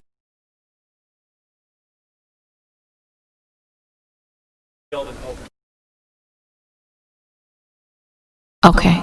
Starkey was. So, and then, I don't remember his name, but it was like Tobias or something like that? No, prior to him. Before I got here, there was a vacancy that I filled years. Right, So, like I say, I don't know if it was. right. Okay, It's not happening. okay. And tell me what the motivation is to want to be the department head? Military, black and white, follow it. Sign an agreement between ROTC and. Okay. But if is that going to take away money from these programs by you becoming a department chair? Well, are you saying you're not going to, why would he not want to work with CTE when it provides I'd like things to know for that his from you. class? Are you saying, is this choice going to cost money to our students? Events that she was talking about that I would go to, that's government money I spend. I don't use any CTE money at all. Well, she listed the flight simulators, computers, That was there when I smartboards. took over the building. And it was all paid for by CTED. Prior to me getting You're missing my point. There are going to be funding needs for our students that is currently able to be funded through CTE. If you become a department chair, is that still going to be made available to those students?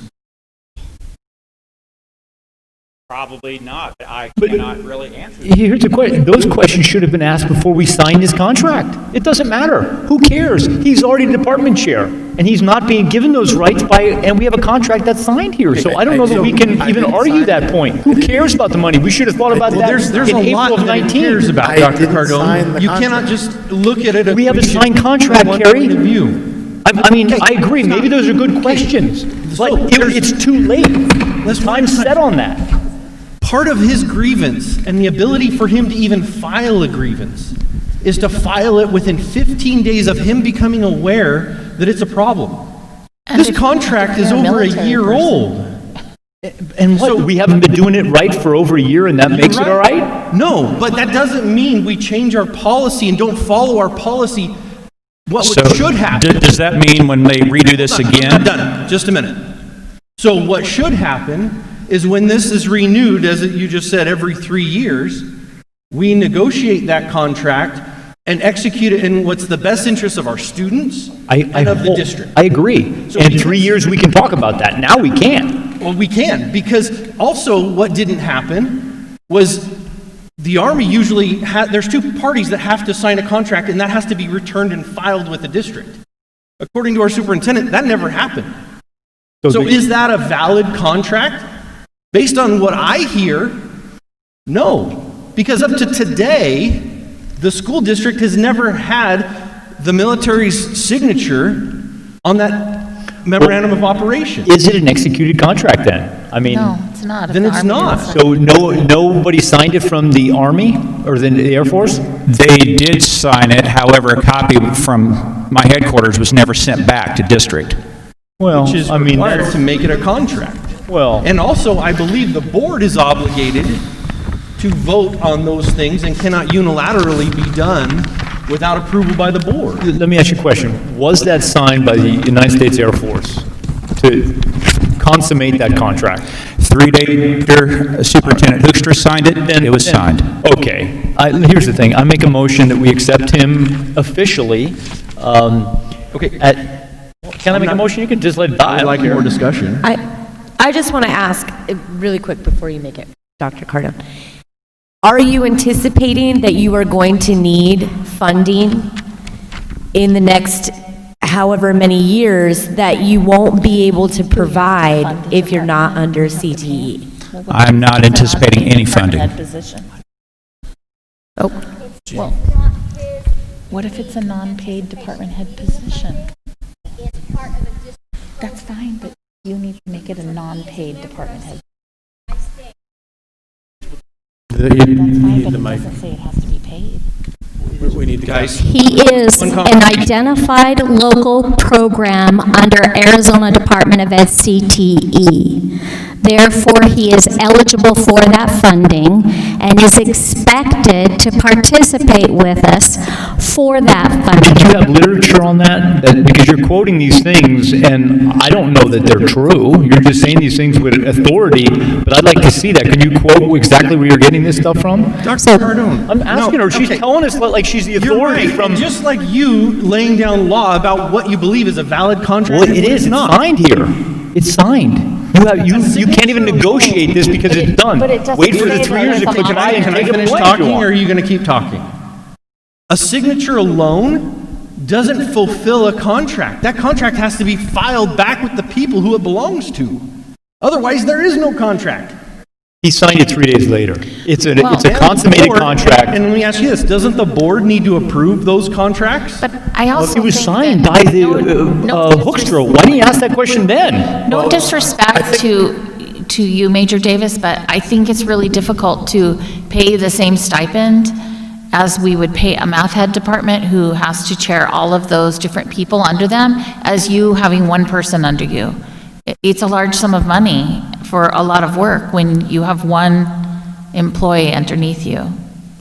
Let me also add that our policy It's states true. that even if he signed the contract back in April of 19, he should have brought it to the attention of the board back then within 15 days. Right, but he Who are you didn't. talking about? Hoekstra or the major? I'm talking about Major our Davis. board policy. Yeah. Major And Davis so should have brought he- it. He came, Major Davis is before you this evening, long after the 15 days has expired, to register a formal grievance.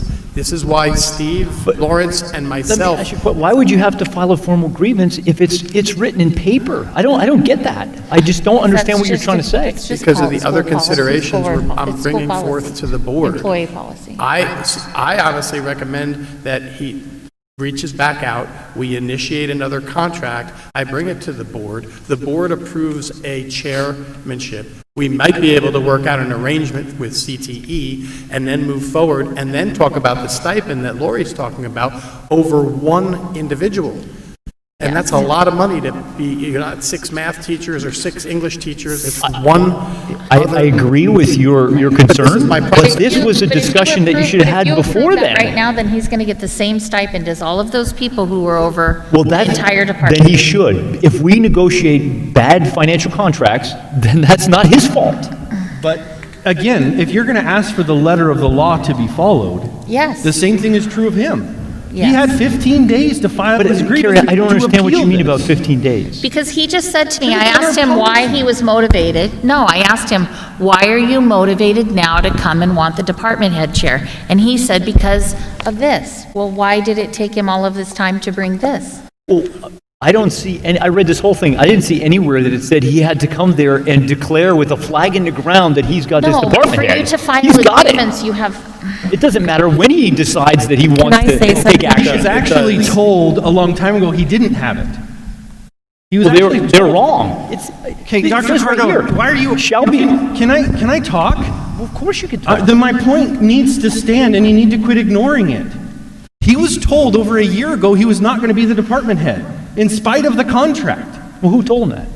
The principal did. He said that. Well, how can the principal overstate goodness. this contract? Let me finish. Well, how can Because the Mr. district Lawrence say elected- anything about a signed contract? The district elected to lessen He's the the number supervisor. of chairs. Never about the money. No, I'm not even talking about the money. I'm talking about the number of chairs.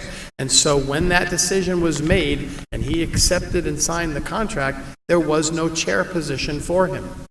And now 2 years later, or a year and a half later, he is asking for the board to consider it. All I'm suggesting is that we follow our grievance policy and find another way to make him the chairperson. Davis, can you? But it can't be. Contracts back in May. Nothing was said about any department chairs, any stipends, anything like that. That was all done later through board action. He doesn't need a. So that has nothing to do with the contracts that we signed. So if we're talking about you want to revise maybe and bring forth to the board, right? Is what? Well, no, I would first have to go to the Air Force and work bless. out with the colonel a contract that allows us to reinforce a new contract for this school year and maybe subsequent school years. Then I would bring to the board, does the board want to add another chairperson, right? Because it's like any other stipend if I wanted to start a fencing club. This was never about the stipend. Mr. Davis, how long have you been with us? I'm not talking about the stipend, please, please. be Over clear. 5 years. I am trying to reestablish a ROTC chairperson. The board would approve that, and then he could become the chair. The board can also approve the chair position with or without a stipend, but you would clarify that to me. What I'm saying is it cannot be addressed in this grievance, or it will violate our policy. That's the only reason why I rejected it. But I mentioned the non-executed contract, and I mentioned the 15 days. That's where I stand. I just would hope that the board would be consistent in its policies, and I am saying it to Major Davis. We can work out an arrangement where he can become. Why can't we honor an existing contract? Because you didn't follow policy. No, I realize, Well, Not him. past precedent. Maybe Hoekstra didn't, but he didn't do anything. Past precedent. Same thing happened back in the spring when we were talking about stipends. Okay. Same thing happened then about the 15 days, and you let it go then. What is the difference? And that's Exactly. That happened with the spring stipends, and we did not follow our policy, and it set a precedent, and here we are tonight. And if you want to do it again, go right ahead. I don't care. I'm bringing to you what I know must be done. And you can interpret it and make a decision in another direction, and that's fine. I'm on the record as letting you know that we should be following our grievance policy, and there are other mechanisms that can satisfy this, but it should not be satisfied in this grievance. Mr. Flora, does this, is it required for that to be an in effect contract that the board approve it? I would seek a new. No, for the existing one. Yeah, you guys can approve the one No. What my point is, I don't think that came before the board for it to be approved. I don't know if Benji did or not. So that alone. I'm not the superintendent, so I don't know. I would have to go back and look. I don't know if it Make has it to. an invalid contract. I don't know if it has to. It does. All contracts have to be. So what you're saying is that Mr. Hoekstra did something inappropriate and violated the policy of the district? Are you saying that? I'd have to go and look and see. Well, you just said that it had to be done that That's way. my point is, before we unilaterally just decide something's valid or not, we should probably know those details before we make a decision on the assumption of its validity. But here's the thing, I'm not making any assumptions. All I know is that Mr. Major Hoekstra Davis. signed this for the district. That's all I know. Well, And you are making an assumption on the validity of that contract. Major Davis. So I understand that your motivation to come is to have your contract followed, and it isn't a financial motivation. That's correct. But we can't have one department chair who would be treated differently than another department chair. Are you amicable to us, creating or working out a different department chair situation for you that would be, maybe have a compensation that's comparable? Because we couldn't have, I don't think that you're not entitled to some compensation for that title, but I'm just saying a department chair that manages a department with lots of members versus one member, do you know? Prescott Unified School District. Pardon? Does it, Prescott Unified School District. They're Air Force Junior ROTC, they are a department. They are what? They are their own department. But you didn't answer her question. 2 people. You didn't answer what she said. What you're saying, so you're saying to me they do that in Prescott? Is that what you're saying? Correct. So, but I guess if it's not about the money, you don't want a stipend, is that correct? If you're going to pay me a stipend, great, I'll certainly take it, but that's not the motivation for me to be here. So you don't have a problem being a department head that doesn't have a stipend? Here's the thing, I would not agree to not giving yourself any money that you deserve. I'm Dr. still- Cardone, one person at a time. So you don't have a problem having a, Now, the contract that was entered into by this district with the Air Force says I get all rights and privileges to go with. So therefore, I'm not worried about the money, but you're supposed to pay the money. I'll put it You that are way. asking for the money. it's about the money. I'm asking to be a department head to the letter, the extent of the letter of this memorandum of agreement. Well, then if we're going to follow the letter of the law, we need to follow all of the letter of the law. I mean, you are one of our highest paid teachers already. Half. No, it's not half. $35,000 comes from the U.S. Air Force. Yes. I only get paid $35,000 out of the district. What are you paid to do your job for the school and our students? I get $35,000 from the district. No, The Air Force pays the other $35,000 to you, that comes to me. Kate, you're missing my point. What are you paid to do your job for this district in the role the district has employed you to do? I'm not going to put that out in the public domain. It's public information. You work for the government. Not with my name associated with it, it's not. Yes, it is. Show me. Mr. Flora. Well, Mr. Flora, is it- that doesn't really matter. The reality is that there is a You asked to have this in public. So those are the conversations that we have in no, public. his compensation is $70,000. That's It's over on $70,000. there. Yeah, Isn't it's it over $70,800? And here you're going to ask for a department chair position with the full pay to oversee one other individual? Per the contract. You didn't follow the grievance, and we don't even know the It's not, board it's not approved him. that It's not contract. him, Carrie. no, but Let me, he can I didn't also follow the bring grievance. to But the the board? grievance has nothing to do with it. We already have a contract. If we didn't have a contract and he had some input in this, then it would be okay, he didn't follow the grievance process. We have a signed contract. We don't know it's a valid contract. Major It is a Davis, valid what is the contract. minimum? Here's the You thing. don't know that, Dr. Cardone? For you to sit there and say it's a valid contract? How do you think that's it's an not a valid assumption. contract? Well, the military How do you didn't think it's actually not a ever valid return the contract to Well, us. he's got it signed by Well, he the has guy that copies. signed it 3 days You're later, making so there's a assumptions. contract. You're making assumptions you don't know to be fact. Number two, we don't know if the board Okay. actually approved Let's this. be Well, you don't know productive. this, you can't prove this isn't a signed contract and it's a be real valid productive. contract, because I think it is. Again, I think we should your do a legal- fact-finding Your mission legal before we advice decide. is nice, but it's not valid. Okay. You don't have a law degree to say what's a valid Here's the thing. contract and what's Okay, not. all right, yeah, you're absolutely right. Let me make a motion that we... No, I would like to hear from Well, I'm Mr. making a motion, you can just let it die, but I'm making a motion.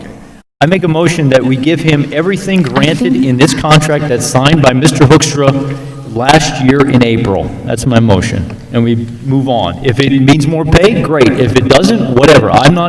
We need to negotiate these contracts more carefully and not sign them, and then you wouldn't have this issue. But to beat this poor man up in public here about this is not what we should be Ask for it doing. in public. Okay, well then, fine. I make a motion that we follow our contract. If you don't want to... Now, I would like to add, you came to this discussion saying it's not about the money, but the reality is you are asking for a stipend.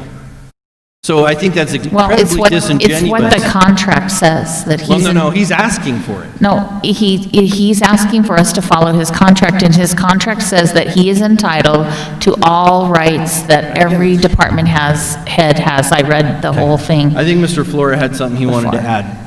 Well, there's a motion on the table. That's nice. We don't have a second, so there's still discussion. Okay, then let the motion fail then. Mr. Flora. I just wanted to expound on the minimum instructor pay. What is the minimum instructor pay for the Air Force? That's a very complicated calculation for that. There's maybe 3 people in the district that actually understand that. Exactly. So my Wait, payroll I manager... couldn't hear your question. My What- question was, what is the minimum instructor pay for the Air Force? And the response is, it's a very complicated formula. I've The spoken- easy way to understand it, Let me finish. I spoke with our payroll manager, and one of the things that came to my attention was that $35,000, along with the $35,000 that he gets from the Air Force, is not entitled to the standard raises that the teachers get. And so he's already gotten 11% or more, plus the cost of benefits, entitled to the teachers that he was in his contract to negotiate separately. So a lot of things have not happened under the terms of this contract. In addition, there's another stipend that he receives for the after-school ROTC program. So when you look at the salary schedule, he's already well over 70 or close to $75,000 if he were to receive the $2,000 stipend he's seeking now.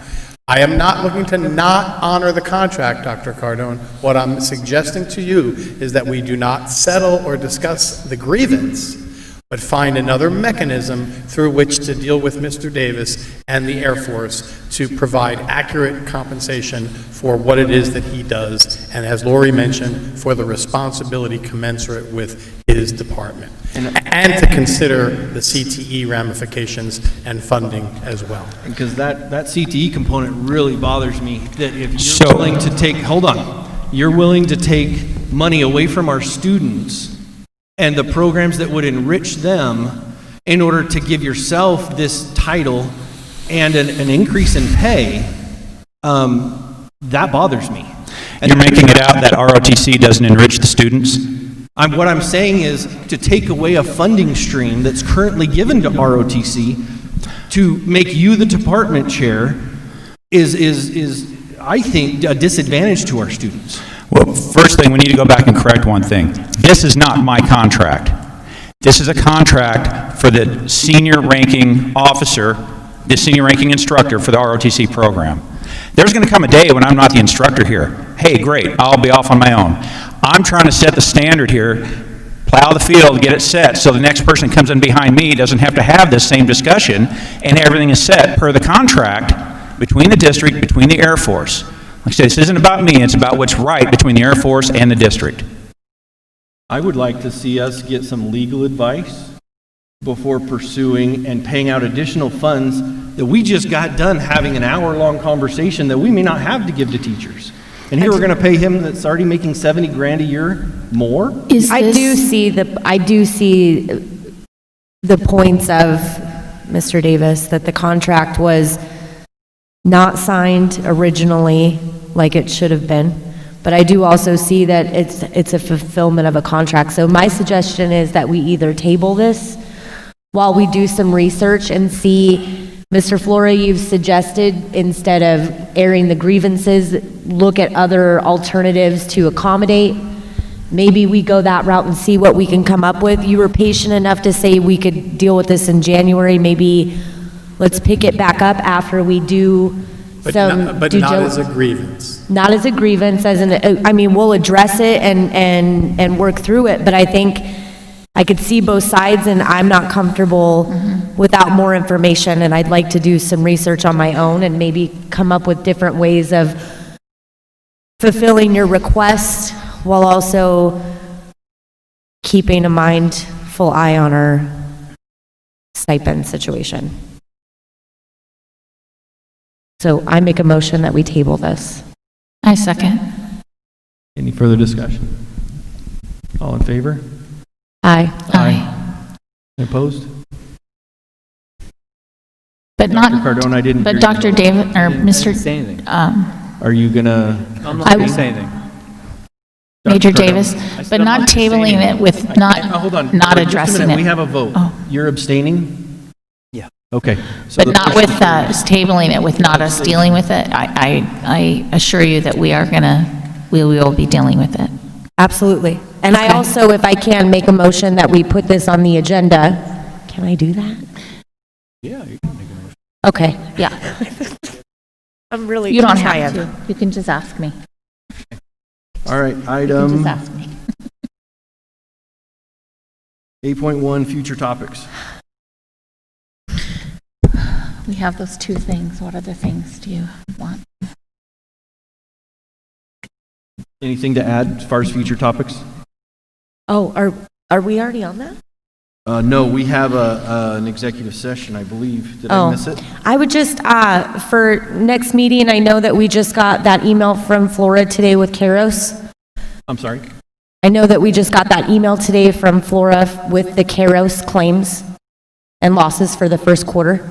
So I was just hoping, I noticed that the Healthcare Trust hasn't met in a while, so if we could maybe have them meet in January, now that we have that first quarter of claim and losses, I don't control when we meet. Who controls when we meet? Who does control that? Who controls that? Who's the president? Sherry Nestrick? I think Frank Waters I think is the... Sherry's the president. They would determine whether Sherry or not. Nestrick's the president. Let me just share with you some of the information Yeah. about that topic. We just got our first quarter of loss experience, right? Or claims experience, I should say.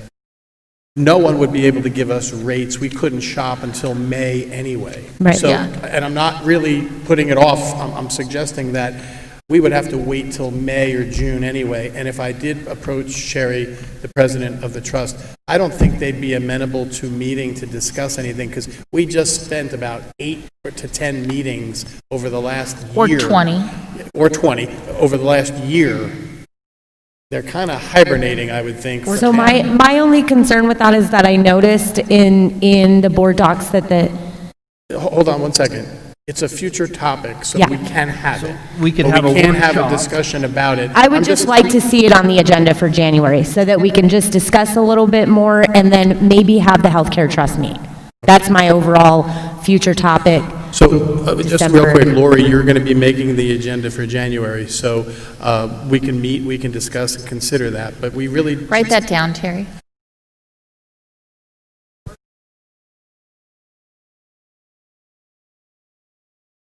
Right. For Red for Ed. For Red for Ed, you want to have a... Well, I actually, don't you think we should have like the full board or no? Ashley will, That's why I was Ashley will be suggesting after seated? the 11th. Yeah. In other words, Shouldn't we convene, appoint the other person reconstitute. and then have the workshop like a week later? Yeah, so if you reconvene, I think we should reconstitute- have the Get workshop through a the week 11th. later. Have Yeah, your- I'm okay with that. Yeah, Because then we would have the new board member and, yeah. And let me say this, the 11th meeting should be all about picking a new board member, which might take some time. Then you have to reconstitute, elect your president, and, right? You have a lot of Yeah. mechanical things to do, and then you could quickly call for another meeting after the 11th, and the new president can agendize anything they want. I'm just kind of interjecting here, because future topics really should be probably post-January 11th. That's just my feeling, so that the new board and its new president can, and Lori, I don't mean to take away, but your agenda... No, we can have any topics. I mean, we don't want to have a wasted meeting. I don't want to see a meeting go until 9:30.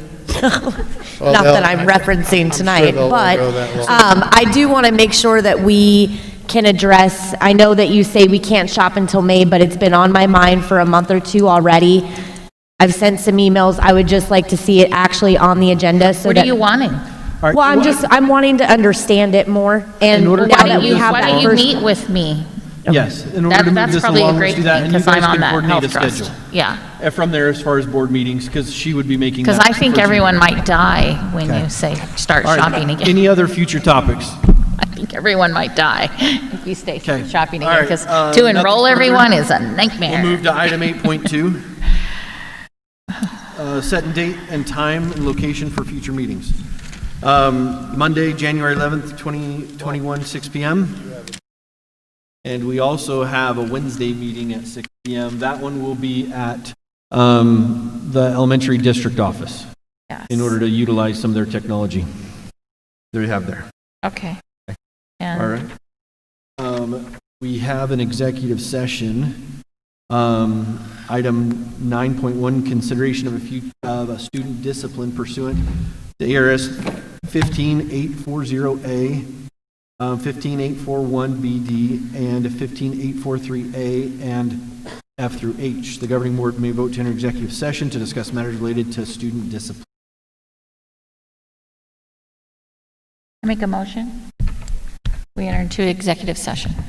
I second that. All in favor? Aye. Aye. Okay, we're in executive session. Good, I'm dying to go to the bathroom.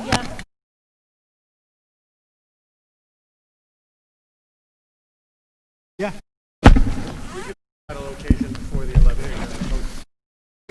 If it's going to be a big meeting, we can meet in the auditorium.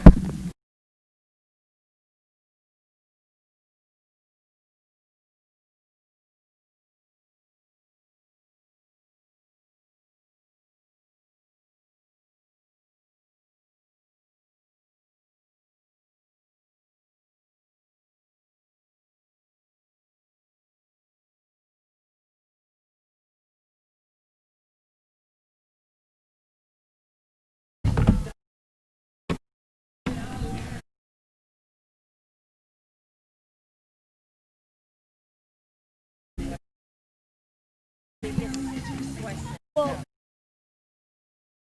January 1 to United Healthcare. And so I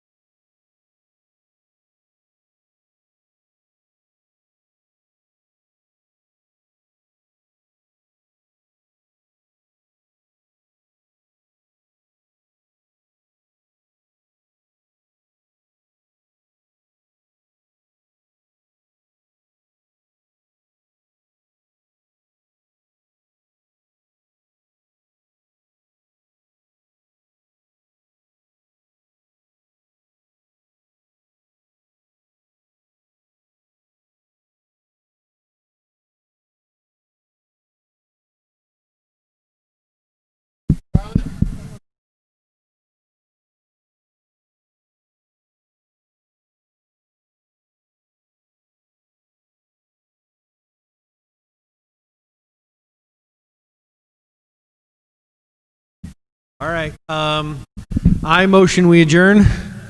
I second that motion. Okay, all in favor? Aye. Aye. Motion carries. We're adjourned. Thank you.